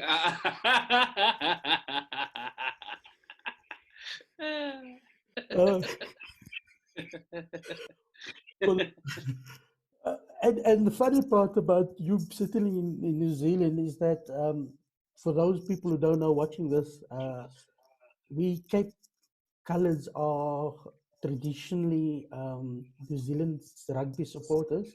because So 1976, I think, or even before that. actually, Yes. I was only born in 1972, so I mean, all I knew growing up is that we were proud supporters of New Zealand, and whenever they played South Africa, and obviously besides when the sanctions happened, when the new South Africa happened, we were still big New Zealand supporters. The history books will tell you that the biggest New Zealand support, the New Zealand team touring South Africa would get the biggest support in the Cape from the colored community in Cape Town. That's why they love being there. Sonny Bill Williams will tell you a lot of stories about why they loved over there. And it's because of how they were the black rugby players that we could support from those days of apartheid, and we haven't lost that love. It's always a big thing for me when South Africa plays New Zealand. It's like, who do I really support? And coming back, as using your words, coming back to Auckland, New Zealand, we then brought a tradition. Yeah, that journey's been here for over whatever years, 20 odd years. I think there was quite a few. Yeah, it's been here. It's been here.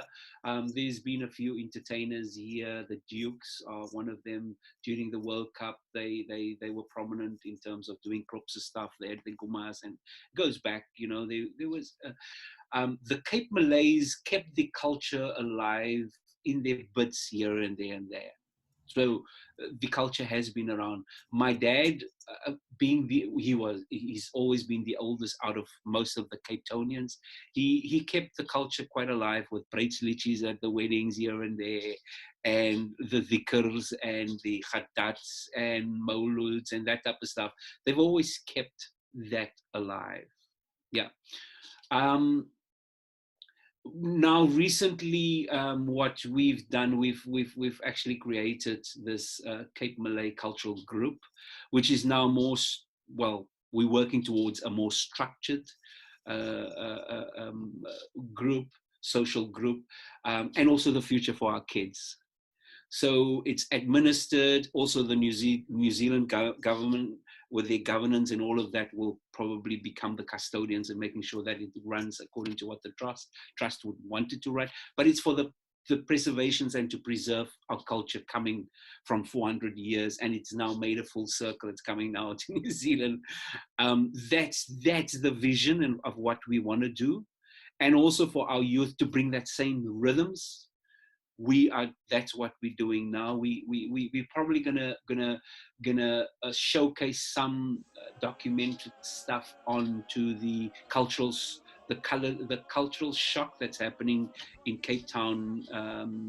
I think this month, Lukman and partners, they have a big online showcase of about 10 or 15 different Cape Malay and Klopse groups competing against each other. I think it's called the Cape Cultural Show, and we will also have a song that goes the full journey, which is actually quite a good relevance to our discussion now.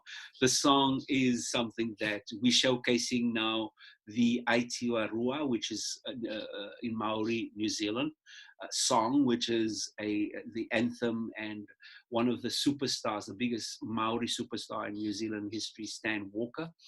He wrote a song, and we've made it Cape Townian, like sort of put the ratip into it and put a bit of kuma here and there, and the harmonies that we are so well known in the khadats and all of that. I'm not going to play you anything because I've got some of the stuff here, but yeah, that's going to give you reason to watch the show. Thank you so much for sharing your time and your knowledge and your passion with us. And if people want to follow you on social media, are you big on social media? If they want to hear your music, how would they be able to? Yeah. Social media, yes, I'm Facebooking Ishmael Davids, of course. Website ishmaeldavids.com.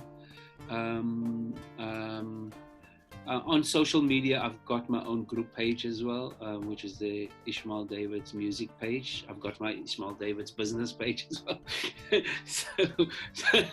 so yeah. The music page obviously would have you with a guitar in your hand.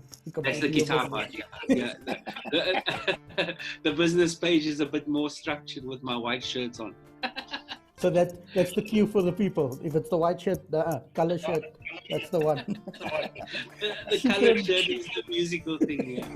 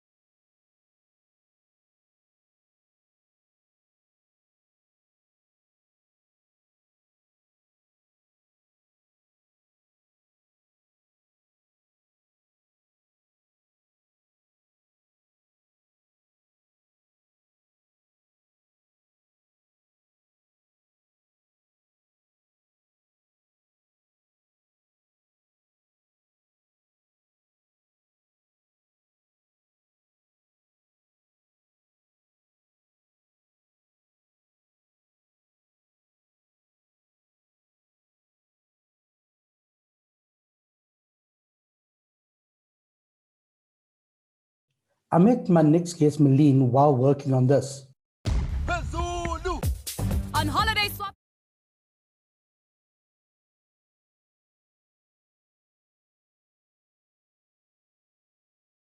After seeing these few images of my guest, you would think that he's a gold medalist bodybuilder, but he's not. He is one of South Africa's creative photographers and an award-winning DOP. Salam, Shano, how are you doing? Assalamu alaikum, my brother. How are you doing? I am doing very well, man. I'm so glad I know you're very busy also. I'm so glad that you are available to do this. We haven't seen each other face to face for a while. I mean, years. No, for a very long time, you know. I remember bumping into you in Melville a year or two ago. Yes, correct. And that was about it for another long period. Yes, yes. I mean, the thing for me though, because I'm Cape Town based, we do a lot of traveling out to Joburg and around the country. So when I'm in Joburg, you know, depending on time, but next time I'm there, we must make time to hook up, you know, to spend some time, chill, have a coffee, whatever, you know, catch up and things like that. So doesn't always have to be on a podcast or something, you know. No, but that's actually why I enjoy doing this Siraj so much, is the fact that I'm reaching out to people like you, old friends, old work colleagues, you know, people that we have a shared history, and we share our experiences with the viewers. And so I love the fact that we're actually doing this. But yes, you're right, we need to also do this in person, you know, especially now when we're getting older. You kind of long for that contact of people that had a big impact in our lives. And you are obviously one of those people that have had an impact in my life. And our journey started when we met at the high school, when we were at Alexander Sinton. And anybody that knows the history of Alexander Sinton, it was and is in a very politically progressive school. And we were thrown in the deep end in the sense of becoming politically activists. You could not but become politically aware and active in the realities of South Africa in 1985, 86, 87, you know, and really being thrown in front of it with all the political unrest. And so that's the environment that I got to know you. But the one thing I remember, if I think back on in that time, was the fact that I always kind of remember seeing you with a stills camera. How did your journey start with becoming a photographer?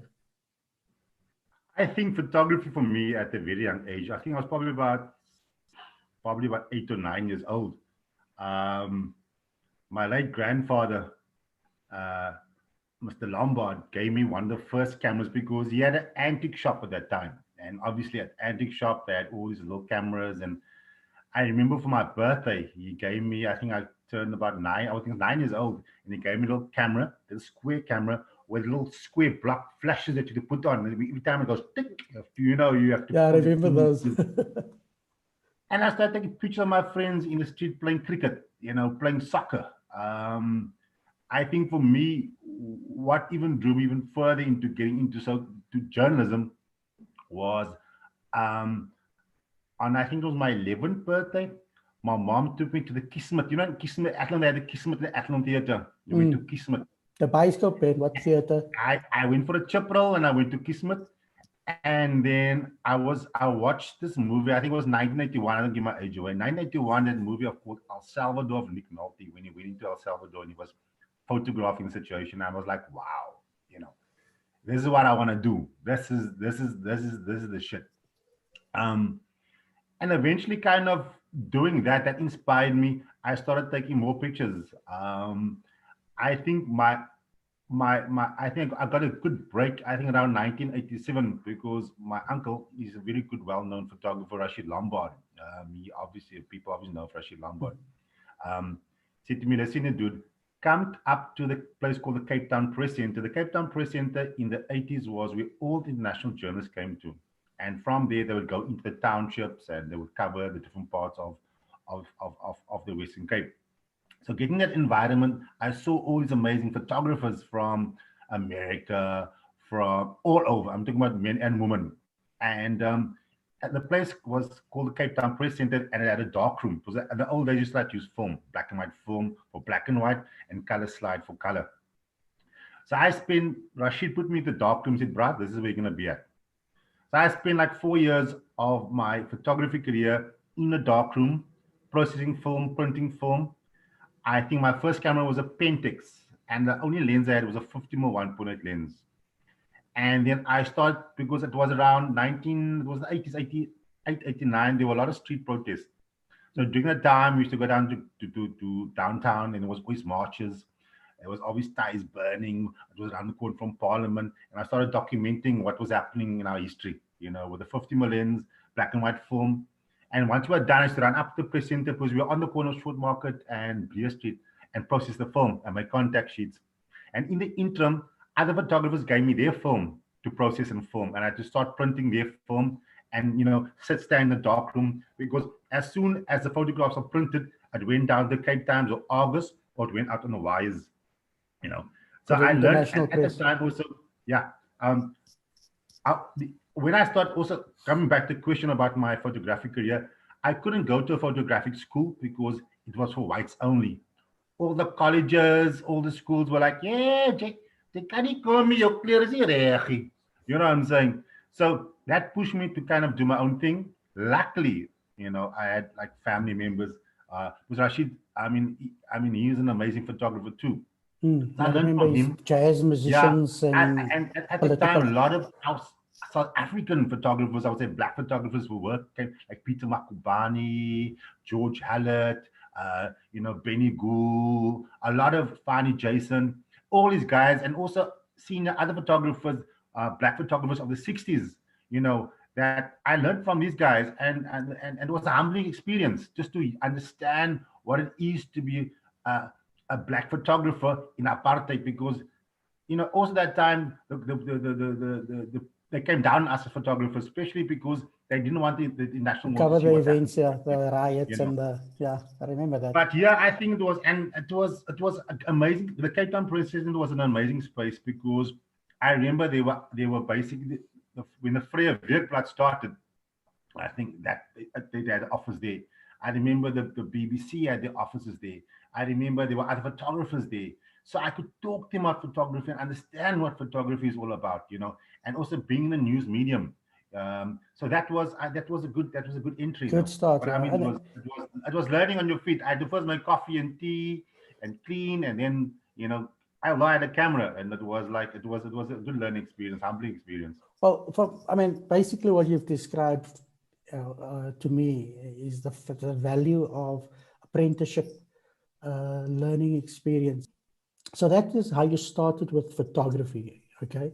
What blows my mind is that, and people, you need to go and look at Shamil's Instagram feed, is the fact that you took the skills that you learned from the manual skills from photography, and you're doing crazy creative photography work with using your cell phone. Yeah. So how does that work? I think that the one thing I learned from the greats, especially people like the late George Hallett, if anybody knows George Hallett. George Hallett was an amazing mentor, in the sense that he said to me, whatever you have in your hand, if you can understand how to use it with a lens, you can create, whether it's a big camera or a little pinhole camera, that you can create amazing images, because you can give a person the most expensive camera with all the lenses. If they don't have talent, they ain't gonna take shit. You can give a talented person any camera, even with one lens, and that's where I learned with a 50mm lens for 5 years. Because a 50mm is a standard, it's not a wide angle. People understand what prime's all about. You have to get to the image, you have to get to the subject. And also, for me, I worked a lot with wide angles. So I had a 50mm, and my widest was a 24mm, those two extremes.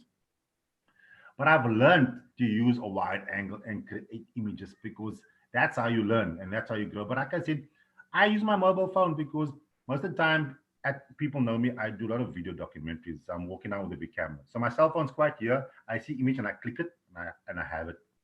So it's all about the understanding light, understanding composition. And at that point, you need to grab it, you know. And I mean, mobile phones these days are amazing because they come up with amazing lenses, you know. So I remember spending time in the dark room. We had Carl Zeiss lenses in the largest because what was most important was the glass and Leica lenses. These mobile phones got Carl Zeiss and Leica lenses on. So I mean, it's like having like a real mobile. And then it's got wide angle, got poor, you know, I'm saying. No, it's crazy. It's crazy, especially like you say, you're coming from that background and now you've got a mobile phone. But I strongly encourage everybody to go to look for Shamil Albertine's social media accounts. You'll see mind-blowing content, still images. And you normally take these images while busy covering doing documentary work and stuff like that. How did you get your break from moving from still photography to videography? I started freelancing at Reuters. Reuters was based in Cape Town. Now, if people don't know, Reuters is an international television news agency. And at that time, Jimmy Matthews was the bureau chief. And he said, well, I mean, come hang out, come see what you want to come do. But at that point at Reuters, I was making tea, I was cleaning the equipment, and eventually my first break I became a sound guy. So my first break before being a cameraman, I was a sound person. So I had like a SQN4. I was, and that time also there were a lot because of Mandela just after '94. There were a lot of things happening, you know. So you also was at the time within the new international news, you were competing.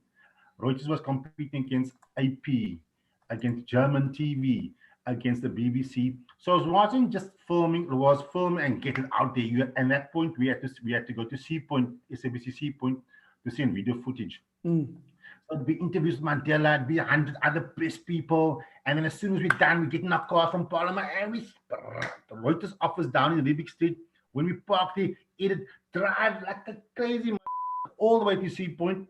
Because Jimmy said, listen here, you pay the fines. Get there, send the video footage. And I did it for 4 years. And I remember one day the way I got into doing videography or becoming camera person was Reuters it was a Sunday morning. And I think there was a cameraman from Joburg was supposed to fly down and do the story because Mandela was going to Langa. I think it was 93. He was going to Langa. And apparently, let me get the date straight because I was talking about 94, 93. No, he wasn't president yet, I remember. It was probably the end of 93 because 94 was the elections. And I got to office. It was a cold Sunday morning, and I get a phone call, and the guy says, listen, this guy's not coming down from Joburg. He said, you're going to have to go to the township by yourself. I'm like, what? You know, there's a camera in the cupboard. I remember opening up the cupboard. Yes, the camera in front of me. It was a big bloody Betacam SP camera. The lens was still kind of, you know, and I'm thinking, oh shit. They showed me how to use the white balance, showed me where the record button was, put the camera on your shoulder. And then, yeah, I had to go to Langa, and it was great. I mean, I remember getting there and Mandela walking around singing, Twinkle, twinkle, little star, I wonder what you... And I filmed this, and when you got back to office and seen, I didn't even have a chance, even there was, you know, the editing was very different. So I seen it straight to Joburg, and they were like, well done, bro. We went out there. So, and then from there, I never looked back. Just what a story. What a story. Die paard in fucking gegooi. Hulle het gesê jy kan jy swem. Jy gaan daar's haie maar jy swem. I mean, for people who don't know, if you haven't worked news, with Madiba, it's like the equivalent today with Malema. You know, wherever Madiba was, you had a massive contingent of world news, so you had to jostle to get a good position. It's not rocking up and it's a pit of just knocking and getting your camera in. So it's not the luxury of shooting, you know, like corporate videos. And then the fact that you were sent out by your bureau, whatever, it meant that if you didn't come back with footage, usable footage, your career is over. There's any cut, my bro. And that's the thing. They don't understand when you talk about hard news in South Africa in the 90s, it's hard news. You needed to be a survivor. You need to be a brawler. I'm not in the sense of a fighter, but you needed you need to shoot a sequence of, because remember, you can't just keep the camera wide. You need your close-ups, you need your wides, and as you're doing it, there's other cameramen around you circling it all the time. And you don't have directors. You don't have time. Shoot this, So shoot that. you communicate with your sound guy, and remember, the guys in Joburg are waiting for it. They're waiting. Completely. And the film London goes to the rest of the world. People don't realize, and I mean, that's what they call it, hard news. And a lot of my colleagues, I would say, because especially doing hard news, you get anxiety, you get depression, because what you see, it's hardcore. You long hours at the office, you working weekends, you don't see your family, you jostling. It's hard news, bruh. And now you have to get in your car now and go. I mean, I used to sleep, virtually sleep, with my beta camera next to me. And it's a monster camera. Dan spring op, hou in die kar, dan start in 'n ry, woof, 3 o'clock in the morning.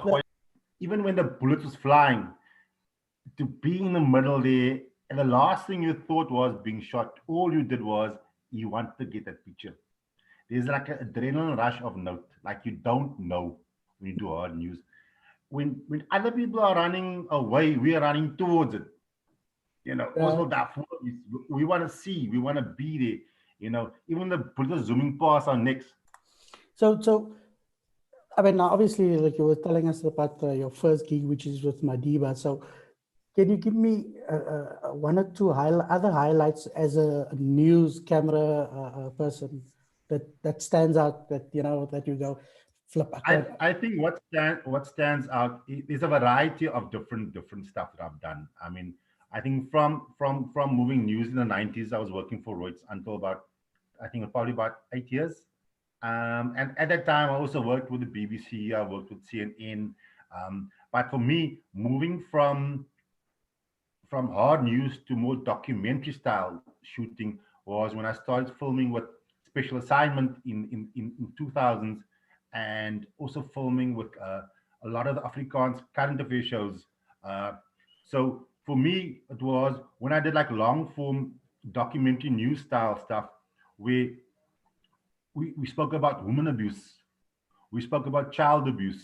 For me, doing stories around that and making South Africans aware what's happening in our communities.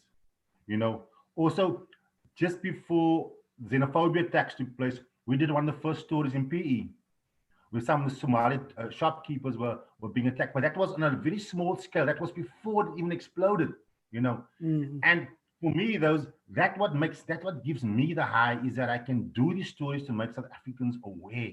Johan Abrams, a mutual friend of ours, and he also started his journey as a news cameraman, and then became award-winning journalist and documentary filmmaker.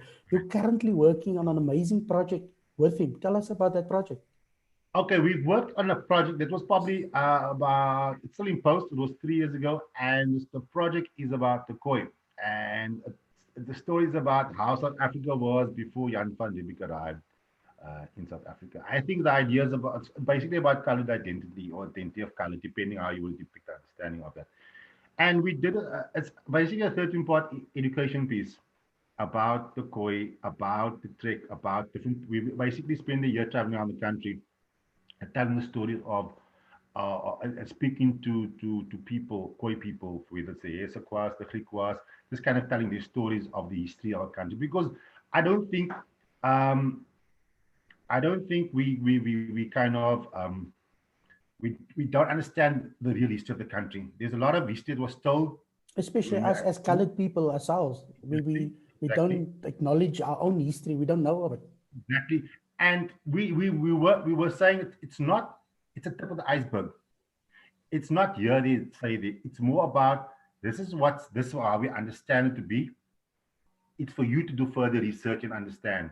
But if people want to get a taste of what to expect, I mean, if they go to your Facebook, your Instagram, you took amazing pictures of the people you were interviewing, so they will get a good visual sense of, oh my God, this is going to be amazing. I remember going into a place called Pella, and there were two sisters in the 80s that would still go to the goat corral in the morning and still go out take the goats to the field. But just the rawness and understanding of the skins, their face, the stories they could tell, you know.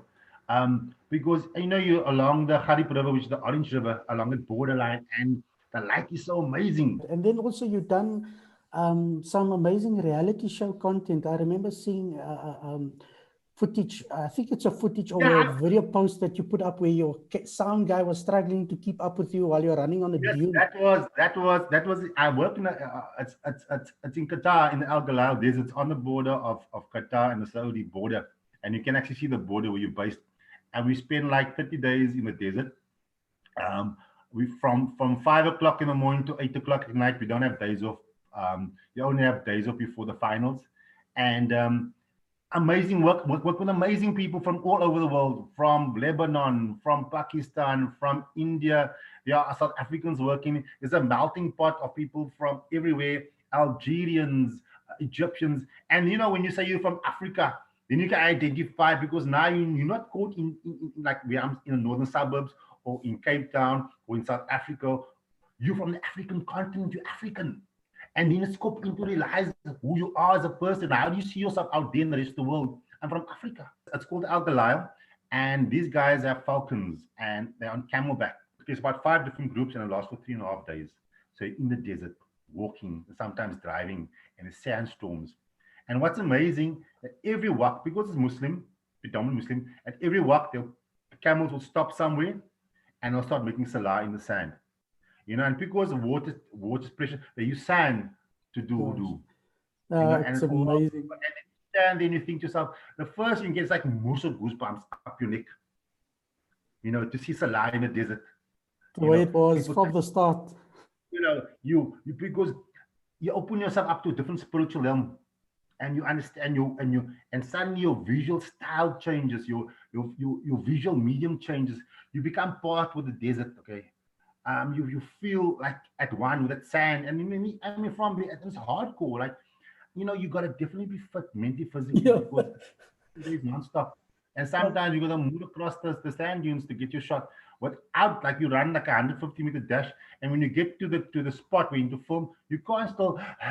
You need to hold the camera still because they like yalla, get done. We need to go. Let's get the interviews done. They can't. Get my breath. You know, and I must explain this to the viewers because this is the fun of doing reality shows, is the fact that you have to remember when you're watching Amazing Race and you're watching all these shows that the camera and the sound guy and the content director have to be with the contestants. So there's a kind of communication that happens where we will tell the contestant you can't go too far away from the camera. But it's more the camera's responsibility of positioning themselves so that you can get shots. So now you obviously have to cover the reality that's happening, and then also you have to allow yourself to be creative. And so to be creative, you need to be fit because it means you're going to have to run ahead of the person, to catch the person coming to camera. There's just I've got the biggest respect for the camera operator, the sound operator, and the content director keeping up with shooting competition games, reality games like that. That's mind-blowing. I also I've worked in a couple. I mean, I work now with very good friends of mine, Yunus Ali and Fakhri and Nazreen. We work on a thing called Roughing It Out on SABC. And that's a reality show where we take young kids into the environment and show them what environments are all about, whether it's like looking at plants, looking at crocodiles, looking at giraffes. So it's an education piece reality show. Cool. Is it still on air? It's going to be airing soon. Well, it's probably its 6th season now. Then I also worked in a very funny show called, and it happens always up in Nines, called Bachelor Finland. One bachelor, 18 ladies. The Bachelor, the international format, the Bachelor. Yeah, and I worked in a couple other reality shows, but I mean, those are the ones that actually stand out in terms of being fun. You've done wildlife documentaries, and first of all, I don't know of a lot of non-white camera operators that do wildlife. How did you score that? Luckily I was working. I was at the time I was involved with a company called, it was Homebrew Films with Yaku and Yaku Lopsha. They're quite big now. They've got this big studios here in Cape Town. They were very much into wildlife, and I spoke to him and I said to him, I'll be very keen to do stuff. And they had a program called Groen. And the Groen was an Afrikaans show on Kyknet where they dealt with wildlife, whether it was snakes, spiders, scorpions, lions. It was totally different melting pot from moving from news, suddenly to go film a small scorpion or to go film a snake, suddenly your whole persona changed. So we used to travel around the country, up different coasts, going up to different game reserves. And we used to go out with these experts. So it was myself, the director, and the expert, and we would stay in some most amazing spaces out there, vast spaces. And that's where my photographs come forward. I love filming trees, I love filming plants, I know the minute things. And my experience, the first time I filmed a lion, it was called Itala Game Reserve. I remember just myself and the game ranger, the director said, Charmel, you go out. And I'm standing on an open Land Rover. And the ranger said to me, listen here, don't move. You basically got this high grass and the sun in the background. And he said, and probably about 3 meters apart where we at. Remember, it's nothing around the vehicle, only me and a tripod and the game ranger and his gun, obviously. But he said, listen here, don't move. It's going to pop up. And the time when that lion popped his head up and looked at me, his head is so moose groot. I didn't know where to pin my pants or to record, because that just being that awe of that creature was amazing. But I can tell you, from that day, I learned it was suddenly something different kicks in when you film animals. It's a different kind of, when you film wild game, you feel it's a different mindset come from doing a hard news story or drug story or a different story. Your persona changes. There's a way of doing things. And I did a lot. I mean, for me, doing wildlife was just an opening to a different understanding and mindset of filming wild animals. Other challenge was filming snakes. We worked with an expert, and we went up the East Coast. It was also up the East Coast from PE right up onto the border of South Africa and Mozambique. Now in Mozambique, they call this thing called the Gabon adder. If anybody doesn't know Gabon adder, Gabon adder is like brown and white patches, and so it hisses, and filming these snakes at night or during the day. And sometimes the guy, the expert's name was Mari, he's a crazy dude, would hold a snake in his hand, and sometimes snake would bite him, but these were non-venomous snakes, and say to me, Shaman, don't move, just let the snake move past the camera between your legs, or so it's like but I mean, it was just amazing, just kind of. I don't know how you could do I don't know how you deal with that. So so with all this experience, I mean, amazing experience, I know that you have or always, but also more giving back to the communities by being a guest lecturer for Ikasi Media for their workshops. Tell us about that quickly. With Ikasi Media, I've been working with them for the last three years. I went on one of the where they actually work with a lot of the kids out in around the Neisner area, the Oudtshoorn area, coming from disadvantaged backgrounds. And I got involved where I went in as a lecturer, showing them how to use camera, understanding physics of lights, how to use lenses and those stuff. And also I think that the whole program was successful because we had people doing sound, we had people doing editing. And so for me, it was giving back to communities. But what's most important there is a lot of those people tell stories about the communities, what's happening in the communities. But what we could also see, there were a lot of them that were artists that would approach things differently. So the idea of the visual medium was to make a mindset or change and show people that you can use videography to make a difference or tell your own stories. I mean, with today, you've got YouTube compared to those days. You don't need a broadcaster anymore to sell your work. You go YouTube. You can tell the stories via YouTube.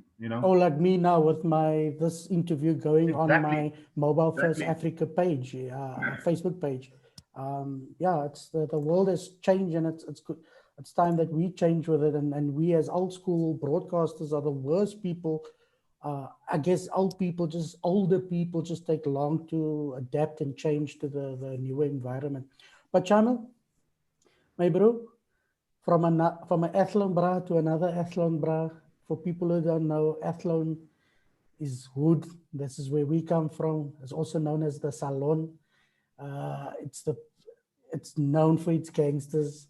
The affluent the courts over there, with when the guys come out of the mung, or we come from a neighborhood that it's not as bad as Manenberg, but we've we are Yeah. the few that are able to tell our stories the way we have it, and I'm so grateful that I was able to set this up with you, and I really appreciate you sharing your amazing stories. How can people keep in contact with you via your social medias? Just give us your handles and stuff like that, where they can find you. You can get me on Shamil Albertine on Facebook and Albertine Shamil on Instagram. I'm still busy sorting out my new website, but that's where you can contact me. Message me or whatever. I'm also kind of out there to help people get along and do stuff. And I still go to a couple of seminars where I talk to people that are into photography and we chat about stuff. But like I said, I'm also open to learning new stuff all the time.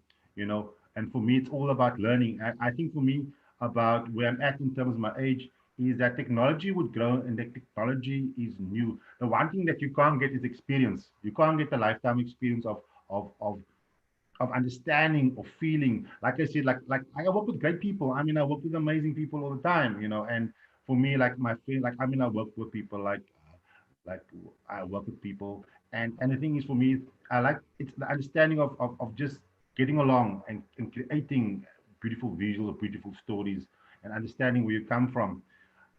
I'm open to chatting to anybody. Cool. So, Shukran, thank you so much, and I'll see you in soon. I'll see you in person sometime soon. Brother. Thanks, man.